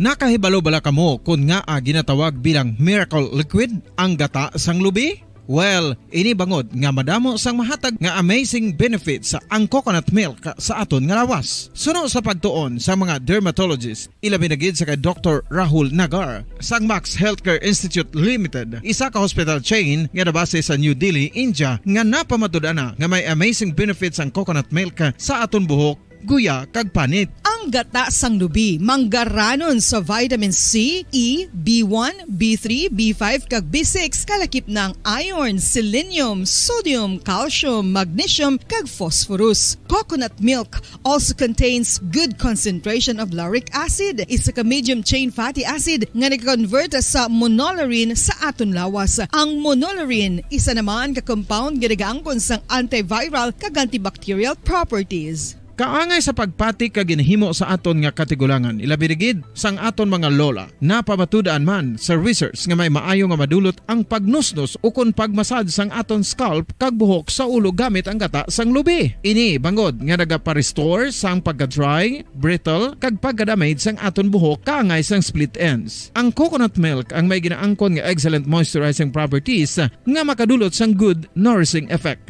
Uy, makabulig man patubo sang buhok ang gata sang lubi pagod sa mga essential nutrients sa pag-angkon sang healthy, shiny hair. Ginpanugyan nga mag-apply sang homemade coconut milk sa aton buhok. I-gentle massage ini sa sulod sang 3 to 5 ka minutos kag padasunan sang pagbutang sang hot towel. Pagkatapos sang 20 minutos, shampoohan ini. Samtang maayo man nga makeup remover kag facial scrub ang coconut milk upod sa olive oil. Hindi lamang nga ginatinuan sini ang aton guya, ginanourish man sini ang aton skin deeply. Apang, importante nga pahanumdum. Rub it gently. Maayo man nga cleanser ang gata sang lubi, bangod may antibacterial properties ini, makabulig sa pagtapna sang pagtubo sang punggod kag acne. Balik na rin sa ato na pagparagan, 32 minutos sa kaligid sa tak ng alas 8 sa gabi. It's Christmas in the air, you can feel it everywhere. Sa ato sa mga kabombo ka mga Star Nation, 8 na lang kadlaw ang nabilin Pasko na. Sa kadana naman ito sa ringat tiyempo, no? Standby na sa Sports at Black Time. Nagkaroon sa Santos Rosario alas 9, no? Opdan nyo kami Japon sa Santos Rosario katon sa ring Misa di Gallo, no? Tag sa alas 4:30 sang aga, tubtob alas 5:30 sang aga man. Sa oras na, buwas sa Japon, mera kita, ha? Sang Misa di Gallo kon Ginaldo Mas, no? 4:30, live ina sa on-air ka sa Facebook. Sang Bombo Radio Bacolod. Kag ang misa tayo regular mass tayo buwas Sunday 9 o'clock na 9 o'clock buwas ang regular mass naton sa bahin sa Our Lady of Candles sa Paris with Monsignor Felix Pasquin. Para sa Pamansang Radyo ng Pilipinas, consistent overall number 1 sa Bacolod, Basta Radyo Bombo. Dugang nga impormasyon angot sa balot. Santo pa sa publication, ang balot na nagaunod man sa niacin, riboflavin, kag thiamine, nga nagabulig sa metabolismo sang enerhiya sa lawas. Naibaluan nga bangod sa nutritious qualities nga makita sa balot, kita nga mga Pilipino ang ginakonsiderar ini nga superfood nga maayo para sa brains. Ang isa ka itlog nga balot ang nagaunod sang 188 calories, 13.7 grams ang protein, 14.2 grams ang fat, 116 mg ang calcium kag 2.1 mg ang iron. Ang balot, ang makabulig man sa mag-asawa bilang aphrodisiac, nga kaangay sang Viagra. Bangod ini ang may mataas nga protein content, kag sarang makapaboost sang energy, kasubong